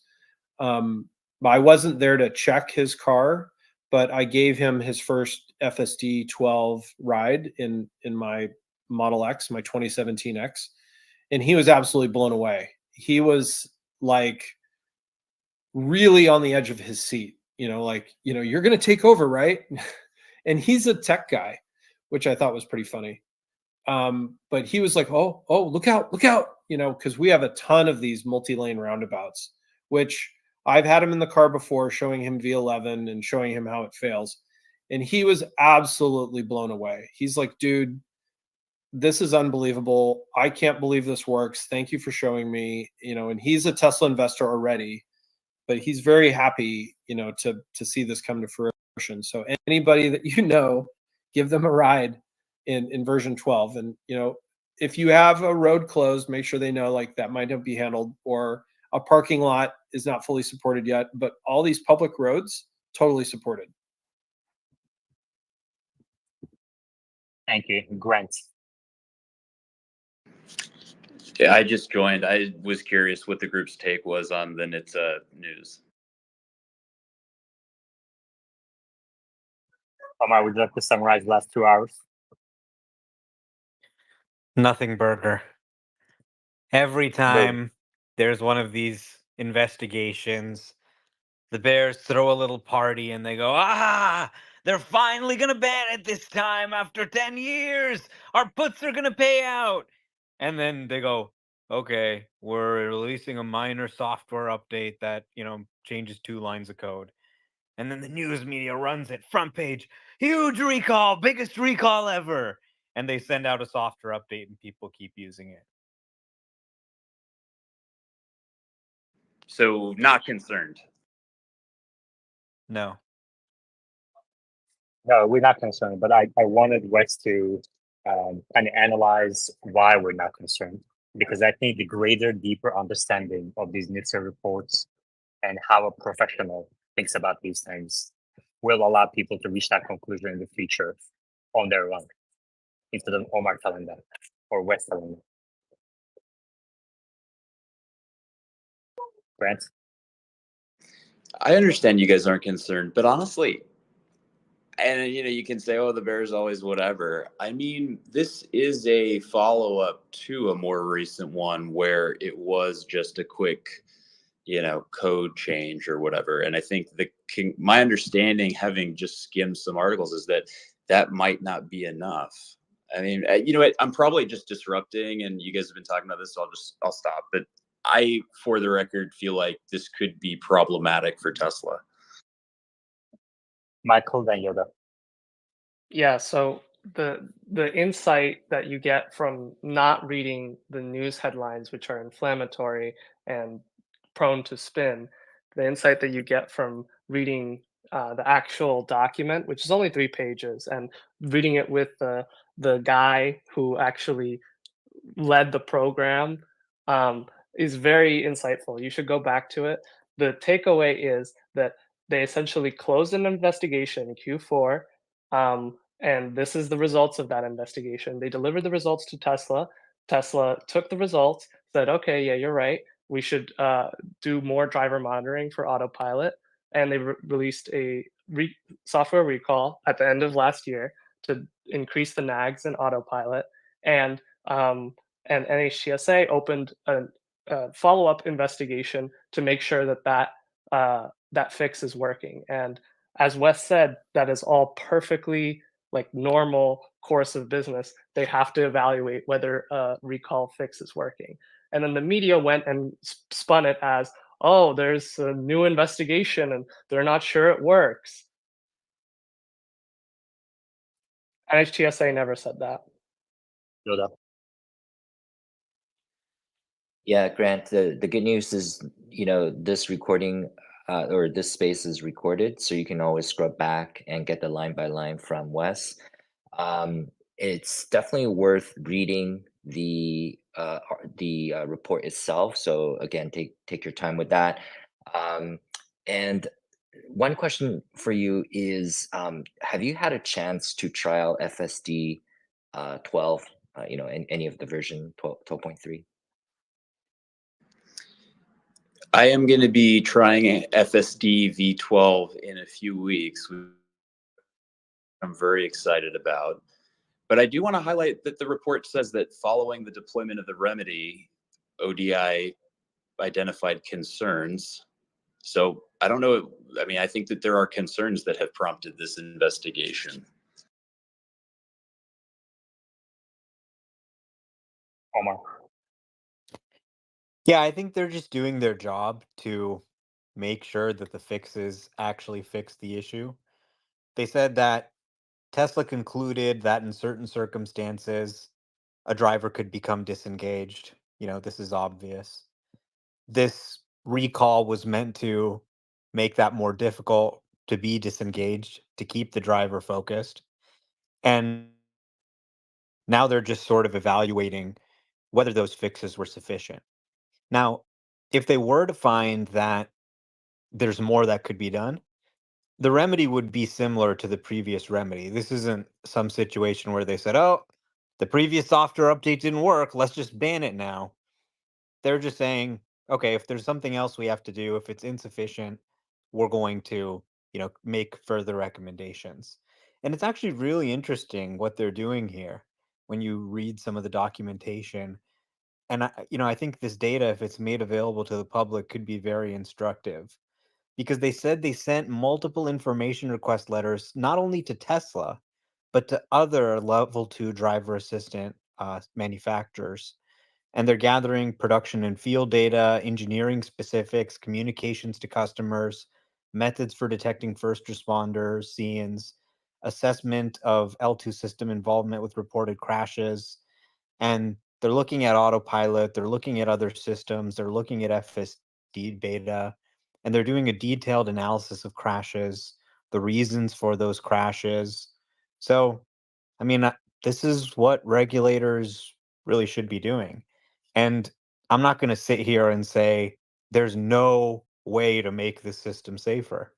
There could be changes we could make in a software update that could make it even safer. So, this is all part of business. As this technology continues to get more and more involved, and more common in the world, there's going to be many, many, many investigations into crashes that happened, issues with systems, ways the systems can be improved. As a matter of fact, I see that in 5 to 10 years, the majority of the work of these regulatory bodies will be with these autonomous driving systems Yeah. and working with the design of them to, maximize safety. Thank you, Omar.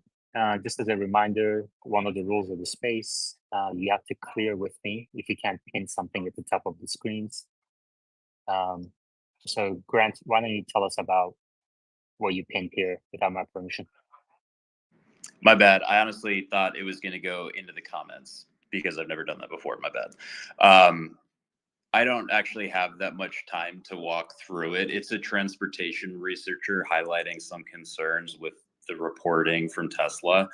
What I wanted to do is ask Omar, what would make you nervous what types of NHTSA investigations would make you nervous, if any? What's the language to look for that in your mind signifies that actually this is serious or maybe bad?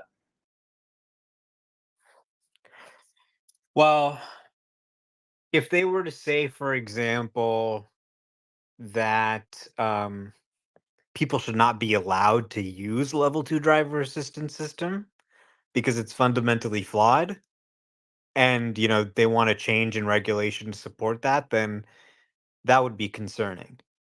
As of yet, that hasn't really entered the conversation. It's more about how can we design these systems to be as safe as possible because they have huge safety potential. I mean, if you look at NHTSA's website, they talk about ADAS, they talk about active safety.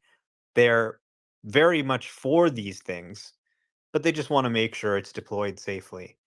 So, you know, I honestly am not even sure if they have the legal authority to ban something like this.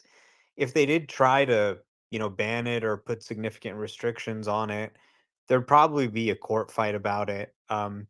And it wouldn't necessarily be so easy, to take this out of drivers' hands after they've already gotten used to using it. A lot of people are going to be very upset. And you obviously can't single out Tesla and just say, okay, we're banning Tesla's system. You'd pretty much have to ban or restrict, all level 2 systems in the same way. So that could potentially affect, the entire industry, not just Tesla. These level 2 systems have become pretty common in modern cars. Pretty much any modern car has one. Okay, I invited Noah Goodall into the space. We'll see if he jumps in. Wes, do you have any initial thoughts on the thread at the top? And if you want to take your time, which is fine. I don't know if you can see my hand being up or that I was waving. Are you on a desktop? Yeah. Yeah, the wave on the desktop is temporary, so I may not see it, but yeah, go ahead. Yeah, totally. But anyway, hand was up. Thanks for letting me talk. I've never seen this Noah person before, so I hovered over his avatar and name, and it says he's a transportation researcher hater. So I'm not sure that is worthy of my time.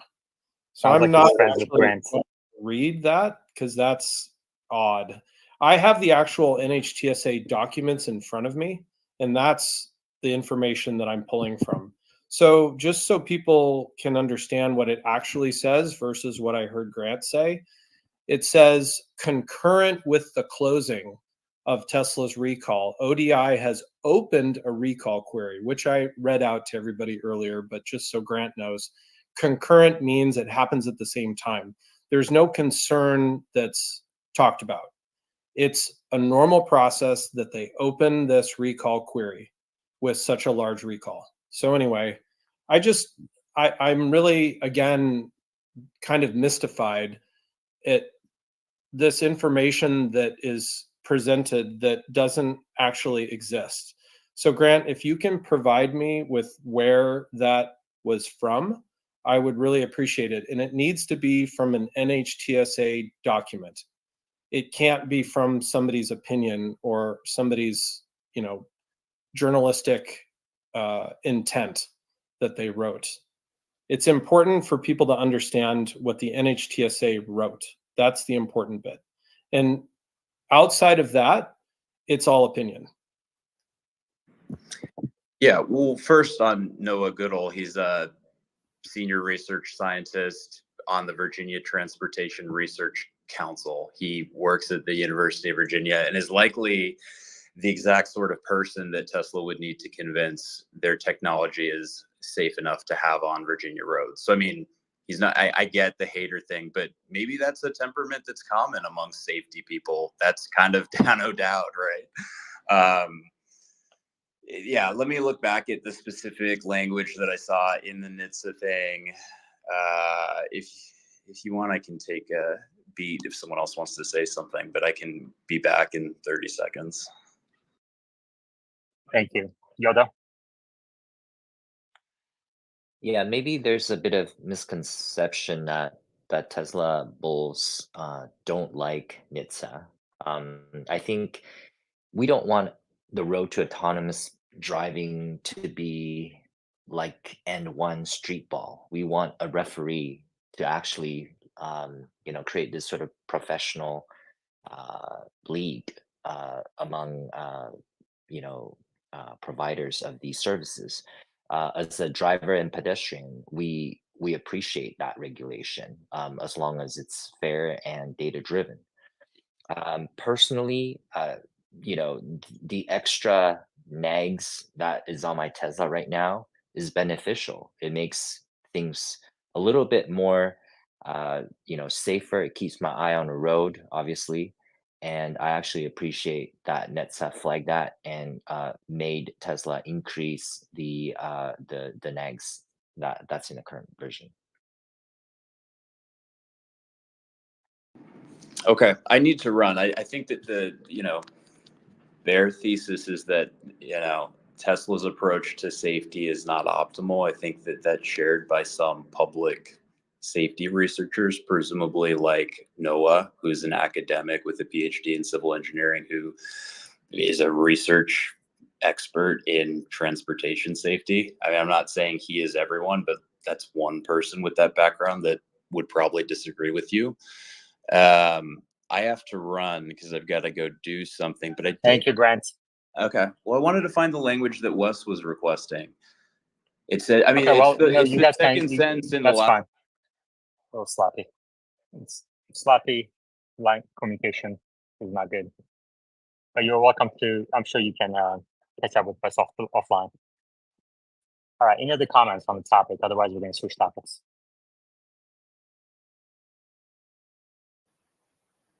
Hey, can I say something real quick? Yeah. You're welcome to wrap it up.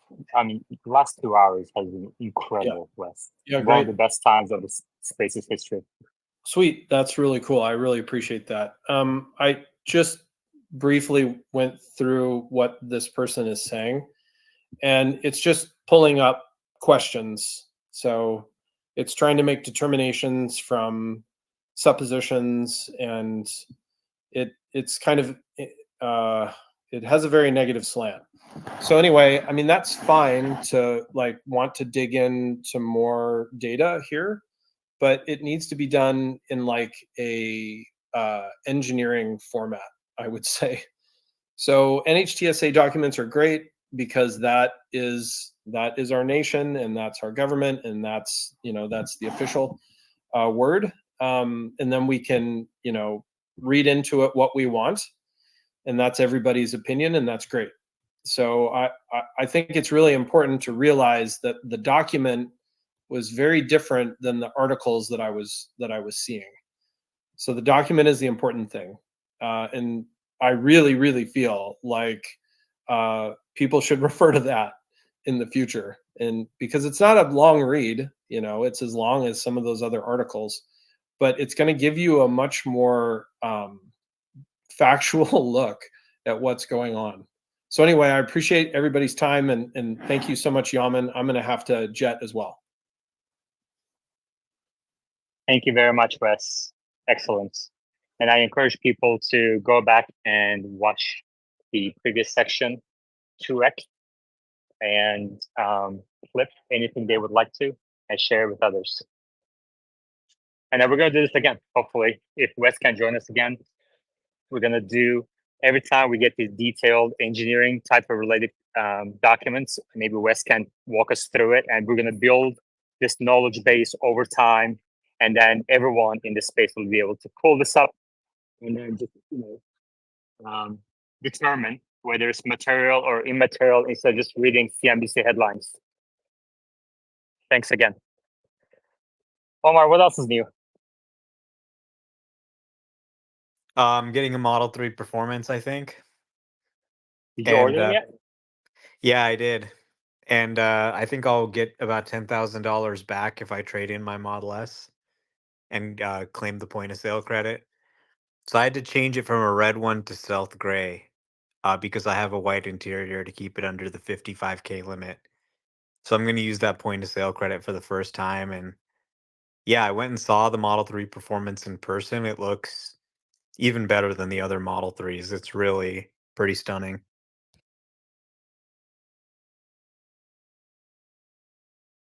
Is anyone else getting the Model 3 Performance?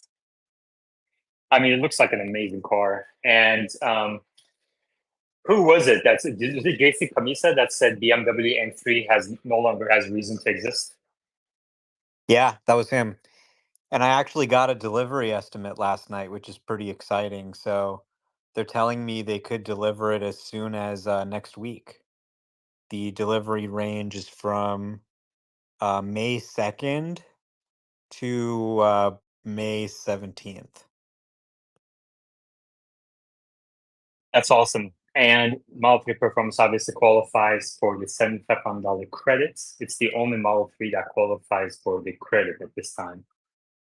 For the other two, potential buyers I think Tesla's kind of encouraging them to lease it with very low lease payments. Miro, go ahead. The question is, how do we reduce the 1 week detention or jail that after we lose our FSD after 5 strikes? Because most of the time I lose it is because I'm struggling with the nag. Like I basically have to fight with my steering wheel to show that I'm active or attentive. Thank you.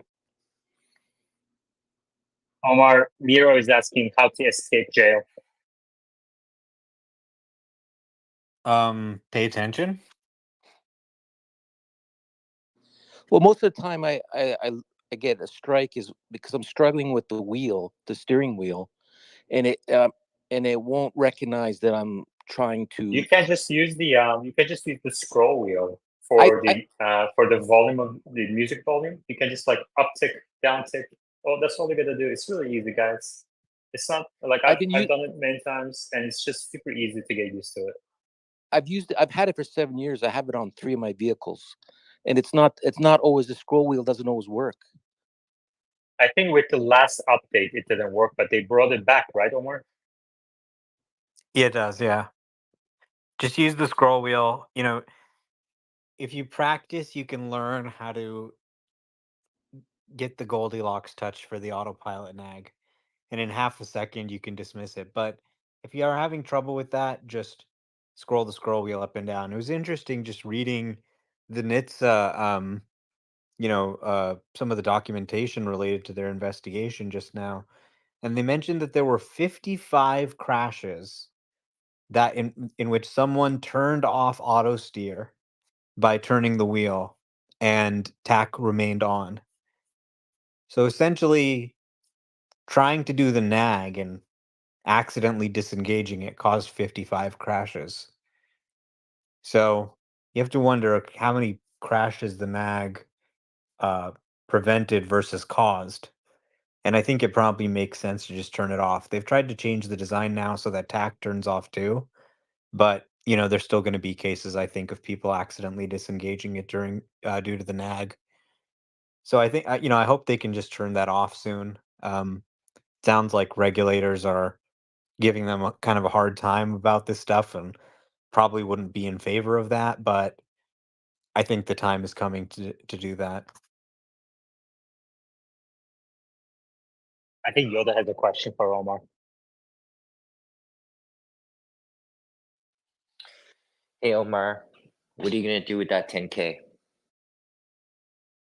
I'm gonna pay off my Cybertruck loan. Wrong answer. Buy Tesla.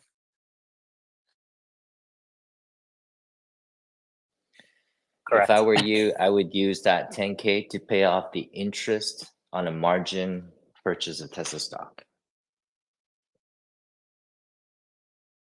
Yeah, I think I'll just pay off the $100,000 Cybertruck loan I have.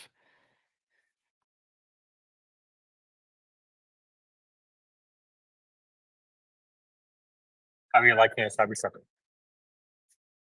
It's awesome. You live in it. You live in it, right? You sold your house and you just started living in it.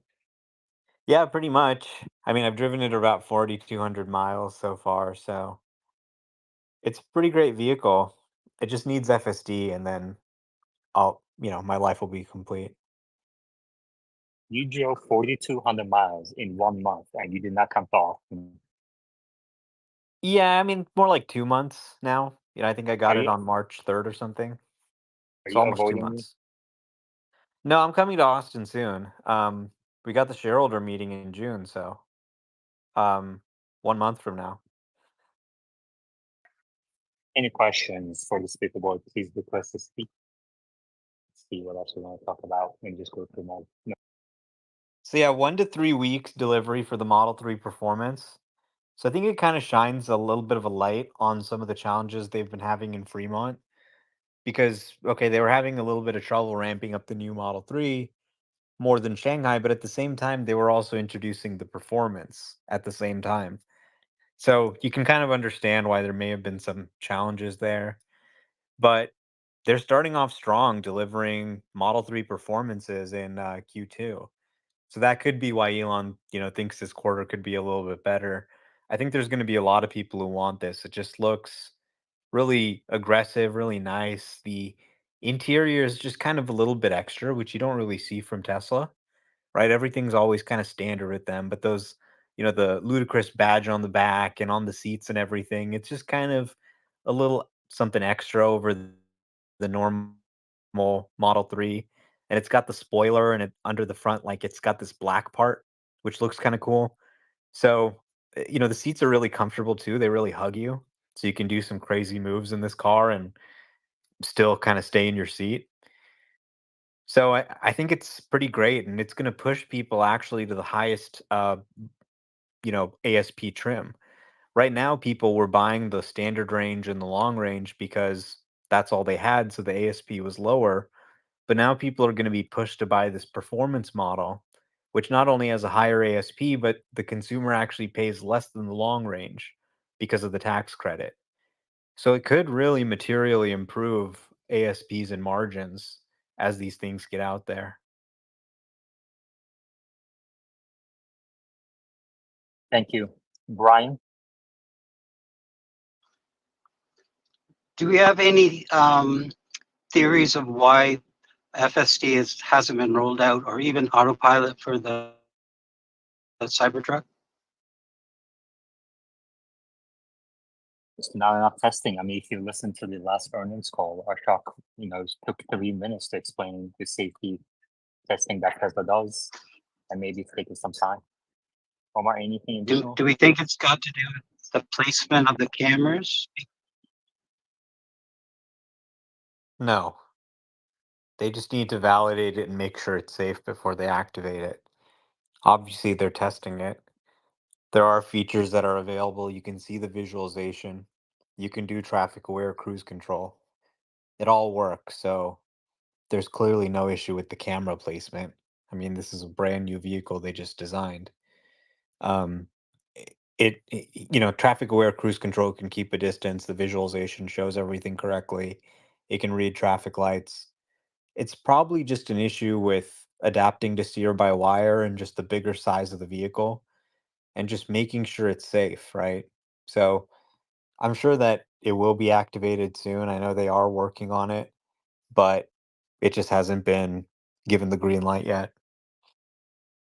I mean, Omar, do you think the fact that Cybertruck is heavier and potentially crash force would be more is playing into Tesla being extremely careful about this rollout? I would hope so. I mean, the negative headlines just write themselves there. Wild Cybertruck out of control on FSD crashes into school bus full of children. You know, I mean, yeah, you definitely want to be really careful. So I'm enjoying driving my Cybertruck manually for now. Traffic aware cruise control is at least something. But yeah, it's going to be really exciting when even like a basic autopilot update goes out because right now all the Cybertruck owners are driving manually, which is kind of funny. Yeah. Hi, Sarah, go ahead. Question for FSD. So on the freeway where I drive, whenever there's an open lane that's a carpool lane, when I use FSD, it tends to want to change into that lane regardless. Is there any way to stop that, or is that just part of the, that's just what, is that just In your what it? navigation window, click the ... click settings, uncheck use HOV lanes. I gotcha. Okay, thank you. Yeah, you can Google these questions. We try to answer questions that are deeper than that. So no basic questions, please.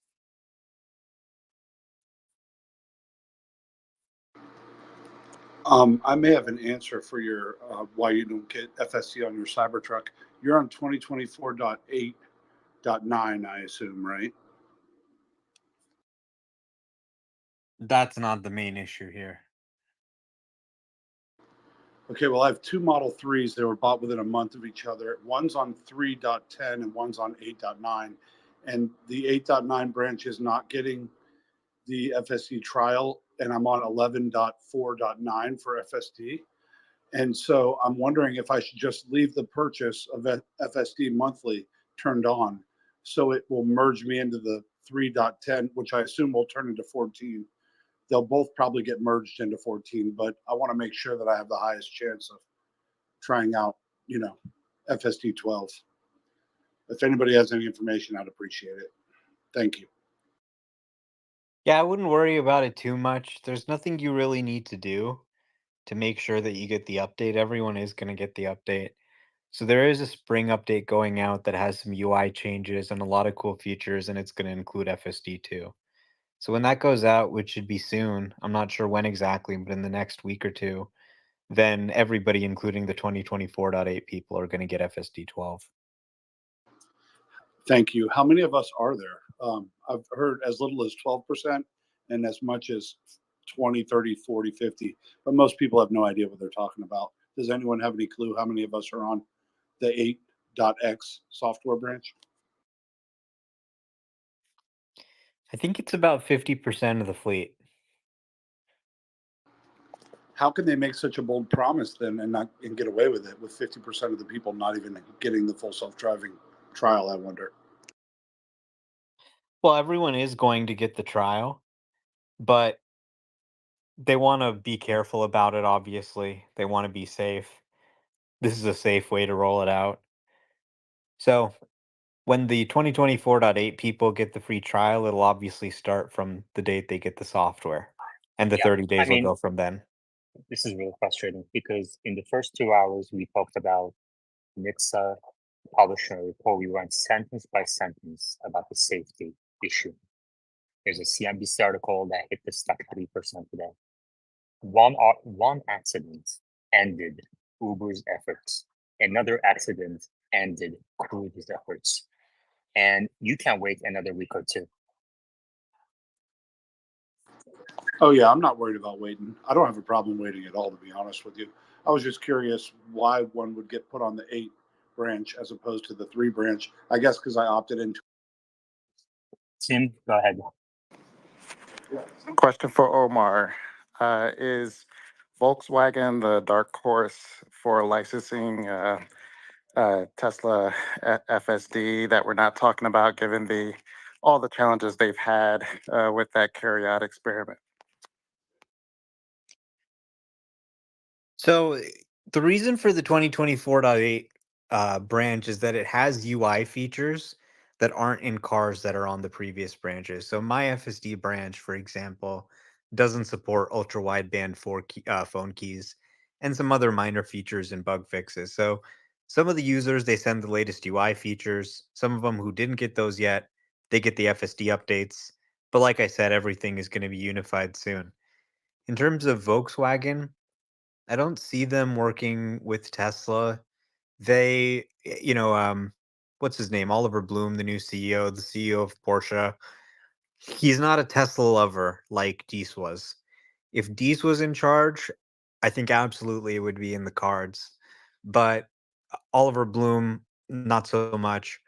They've recently announced an expanded relationship with Mobileye to include their IQ chips in Porsche vehicles, but now also in Volkswagen vehicles. So they're working with Mobileye and also trying to do their own ADAS systems as part of Cariad. But, as you said, that's kind of a disaster. So they're kind of in bed with Mobileye. I don't see them being the first to get in bed with Tesla on Autopilot. Um, and, I think if maybe everybody else is doing it and it becomes a situation where they're losing sales, they could look at it, but they're very Europe focused. And in Europe, FSD is not even a thing, right? It just doesn't exist. So I don't think that's really at the forefront of their mind at all. Nathan. Yeah. Why is the long range Model 3 not eligible for the federal tax credit? Like I Googled the battery type, it's looks like NMC, it's not LFP, so I don't see a Chinese factor there, but I don't know, is there an overseas factor to this?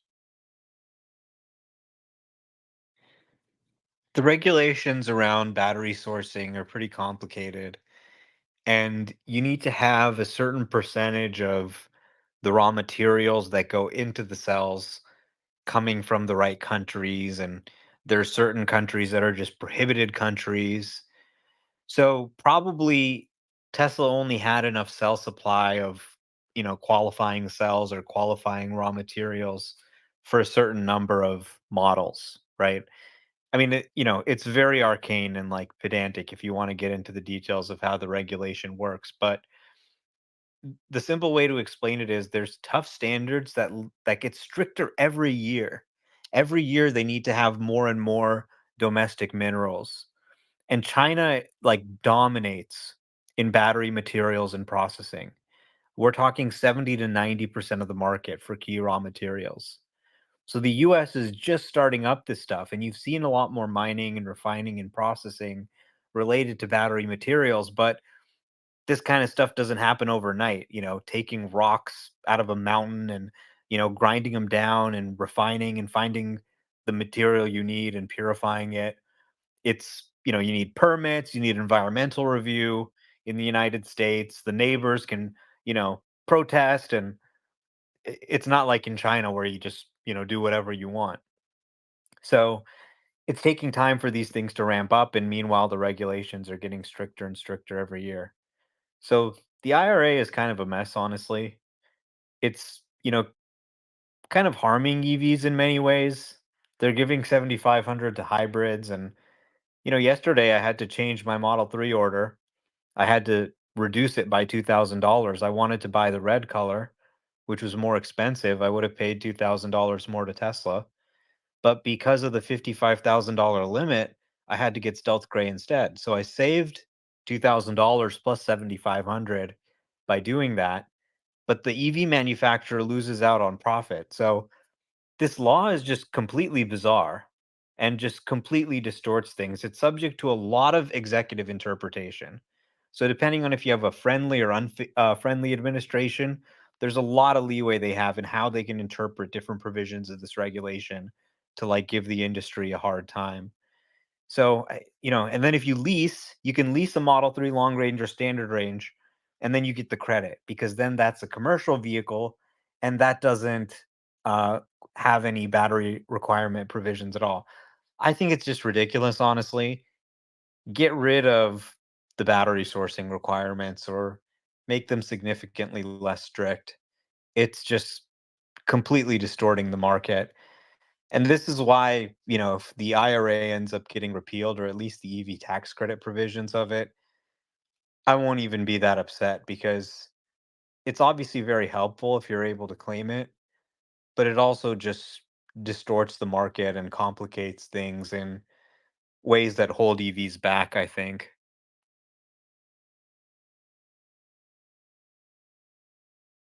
Joseph. It's funny, Omar brought it up as I was waiting. I was going to ask, I was thinking you could get the red color and still be under. Is it that you were wanting the white interior as well? Yeah. Yeah, I gotta have white Okay. interior, so. And then I was The just going to stealth make a gray is a quick really good comment. color, so I really like the Oh, it stealth is. gray.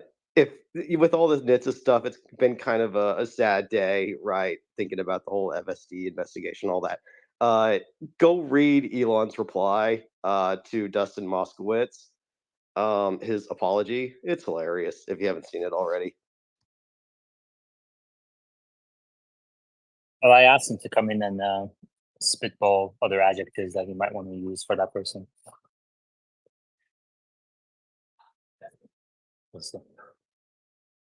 Omar, what's going on with that? Is there more drama? I don't know. I mean, I don't think this is Enron. Clearly, this is incredible technology. I mean, it is able to drive hundreds of miles. Safety critical interventions are getting very, very far. Like even that one I had, when I watched the video, I was like, okay, it wasn't actually going to hit the car. It was going to go around it, but it just felt like it was getting too close. And then they've got 12.4, 12.5 that are going to be even better than this. Like this thing is really taking off. To call it Enron and to say Elon's going to jail, I mean, it just sounds a little delusional to me. Clearly, he's got beef. I know maybe because Elon bought Twitter, or Elon's been, shitting on Meta, and of course, Dustin Moskovitz is one of the largest shareholders of Meta, as one of the founders. So, you know, he's Tesla Q basically. Mr. J. Dan Clay. Oh, is it my turn? Okay.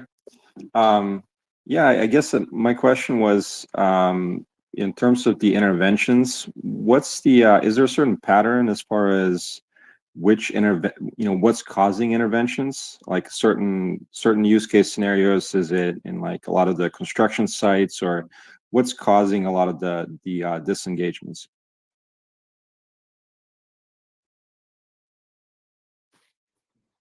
There almost are no disengagements. It just does everything.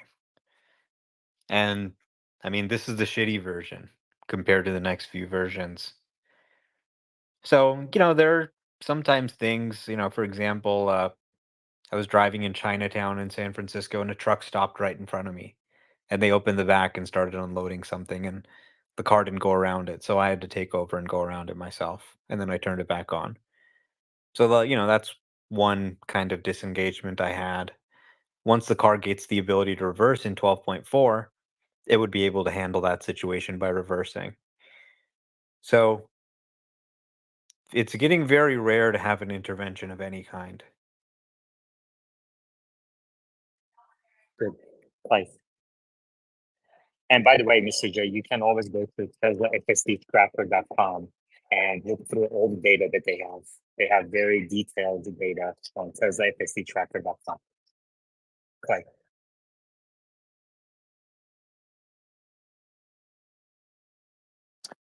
Yes, hi. I just wanted to make a comment. Has anybody ever noticed that like people's reaction to full self-driving is kind of like a Rorschach test? Like you can tell more about the person than you can, well, not more than full self-driving, but like the reactions are very interesting. Like when I got it last year, and I went through first the 10 version, then the 11s. Now I'm up to 12, and I've always been blown away by it. And just, it's amazing to be a part of this. But then there's like a person I know at work who had a Tesla that's never even tried it. So I told him about the free trial, and then he came back and he said, "Oh yeah, in the rain, like the windshield wipers don't work as the way they should. They should put sensors in it, and it doesn't drive as well as I do." And I'm sitting there thinking, "Wow, like this is something that's never existed." And just to hear comments like that, it just amazes me. I don't know if anybody else has experienced that. Yeah, I see it all the time in my personal life. Actually, let me say that's minority of the people. I think majority of the people are excited about this technology, but the minority of the people, they just have a negative bias, and whether against Tesla or Elon, it kind of, like you said, speaks more to to them rather than the technology. So what I do in those cases is focus on the facts, fair facts, instead of debating opinions. And then at the end of the day, if they're still against and pushing back, I deem it a waste of time. I just move on to the next person. Yeah, good point. And also, Mars, I've been watching your videos for quite a while now, and whenever you got the new version, I would stay up at night to see when you came out with the latest video, and I like all your stuff, and just it's really been cool for you to be sharing that with the community. Yeah, thanks. I mean, it's pretty incredible how it's evolved. You know, I think when regulators take a good look at 12, they're going to realize that this is something that's very different from any driver assistance system they've seen in the past. Like this thing can predict the future. I had a video where I was driving through UC Berkeley campus, and you can see this car kind of turning right as I'm pulling into the campus, and my car paused and waited for it, and it kind of made a wide turn and overshot its lane, so it was going over into my side of the road. And the car actually slowed down, before it even started making the turn, because you could just see by the way it was angled that it was going to make that turn too wide and it was going to be in my lane before it had even entered my mind. It had figured that out, right? So it was just kind of this light bulb over the head moment for me where people are talking about LiDAR versus vision, and they don't realize that it's not actually about detecting what's in front of you. The LiDAR can tell you, okay, the truck's right in front of you, or the camera can tell you, okay, the truck is this many feet away from you.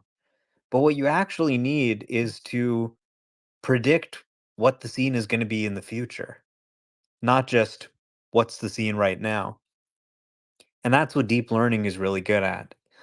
It's super high resolution. It can see things like how a person's turning their head. Are they looking down? Are they looking at their phone? Which way is their body turned? All these little subtleties that help predict their behavior that are just, the resolution of LiDAR doesn't allow you to detect that. It can show you where something is, but to predict where something is going to be, that's really where deep learning excels. So it's very different than any sort of driver assistance technology that we've seen before. Okay. I saw that move it made to the right on your video, and it moves like that where I've just seen a few of them, but that really starts bordering more on like intelligence rather than mimicry to me, which is amazing. But I was also going to comment. Clay was asking about people's experiences. I Uber as a side hustle, and I'll second what Yaman says there, which is most people, the vast majority of people, are very excited about Tesla and excited about FSD, and I get lots of questions. I have disagreed with Yaman in the past. I think the runway for Tesla is very long because day after day, the majority of riders that get into my car know zero, just nothing whatsoever about Tesla. And we're already at this point, this amount of revenue, this amount of growth. The runway is so long, you have no idea. Thank you. Jima.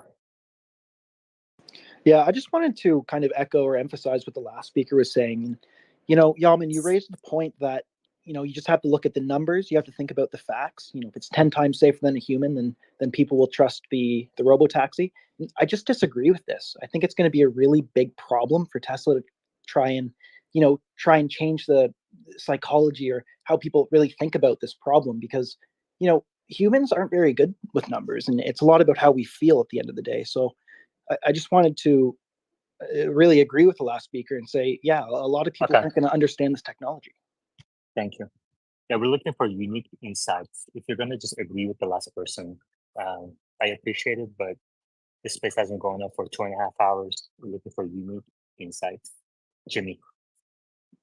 Hey guys, I'm on version 12.3.4. It's my understanding that 5 is rolling out to very few people.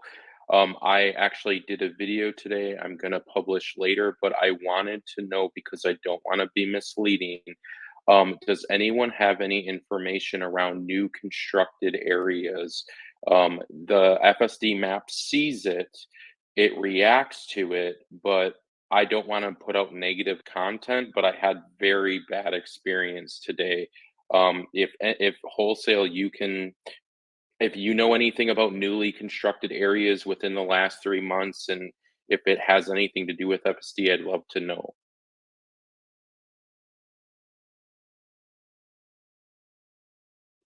Pennington.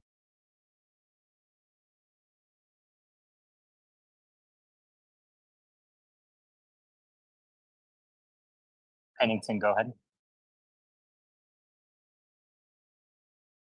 All right, looks like there's a connection issue.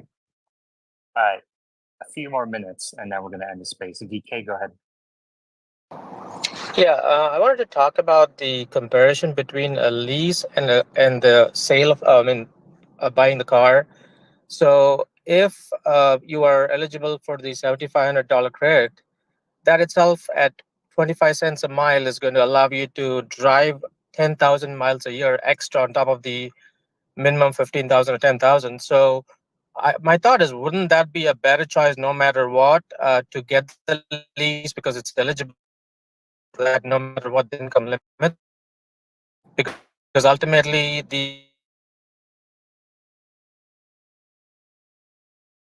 DK, your connection is poor. the Omar, did you get depreciation the is going to gist of the be question? bad no matter what. And so my thought is that, like, what's your thought? Sorry, DK, your connection is bad. Omar, did you get the gist of the question? I think he was asking if you should lease a car. I mean, there's a lot of information on the internet about whether you should buy or lease. In Tesla's case, they don't offer lease buyouts. But yeah, lease, you know, you pay a fixed cost. You don't have to worry about depreciation. Of course, you can only drive a fixed number of miles, so 10,000, 12,000, 15,000 miles. I know a lot of people who like to drive their Tesla, you know, 25,000 miles a year. So for those people, it won't work. Now, if you just need a commuter car, then yeah, go lease one for $299. It's a great option. So it depends on your personal situation. It depends on your needs. But yeah, leasing or buying, you get the same car the same way. Omar, would you like to give us a kind of 1-2 minute overall summary of the week? What's your last message to the folks in the space? Yeah, I mean, I think FSD is just sort of taking off. It looks like we're going to be at 5 billion miles by the end of the year at least. So I predict that sometime in 2025, Tesla will cross 6 billion miles, and they'll achieve driverless operation. And this is going to happen much faster than people think. It's already doing all of my driving for me today, more than 99% of the driving. And Elon says that these 12.3 updates have been very small updates compared to what's coming in 12.4 and 12.5. So we've got a major update. We've got, 12.4 and 12.5. And we've got FSD starting to roll out in Europe and in, I think, Asia too. So as it goes international, it'll be a product that's not just used by 33% of the customer base, but by, 70% or more of the global customer base. And that's going to happen very quickly. They'll get the latest version, they'll get 12, and all of a sudden they'll just sort of be there. And then the financials basically just, at least double, I think, going international. You'll have international buyers buying it too. So this is very exciting. I mean, we saw FSD in Europe, in Germany, handling a roundabout. And they were showing the, Swiss or Swedish transportation guy or whatever. He said, his LinkedIn said he was ex-Apple. So it's like, oh, this sounds like a good thing. This Swedish transportation guy is ex-Apple. He'll probably understand this technology and maybe be able to talk to some of his colleagues and push for it. All they need is one country, I think Norway, Sweden. So we're going to see a lot of FUD, because a lot of people are betting against Tesla. And they said, oh, this thing's going to fail. The stock is going to fall. And the market's starting to notice FSD. You're seeing Goldman putting out a note. You're seeing a reaction after the earnings call. You're seeing Uber and Lyft stock fall. The market is starting to believe. They're starting to see enough evidence. Market participants can get a car and they can drive it themselves. So there's going to be really a FUD war to make people doubt, to make people lose confidence. But I mean, it's a revolution happening. Every person that gets this technology for the first time and starts using it, it's a turning point in human history. And they're, just doing amazing rolling it out. I think these next few updates are really going to blow people away. So overall, I think this is a turning point for the company. Great. Yeah. Yeah. On that note, I just want to remind everybody the first hour or two we went through the latest NHTSA report that caught the headlines and led to a 3% stock price decline with Wes, who used to work at Tesla and led the Autopilot team. He went line by line, and we were a fly on the wall to understand how he thinks about these things. And I encourage people to listen to that portion. You can do so on YouTube, or you can do so on X after this space ends. On that note, thank you very much. And I will talk to you guys next time. Take care.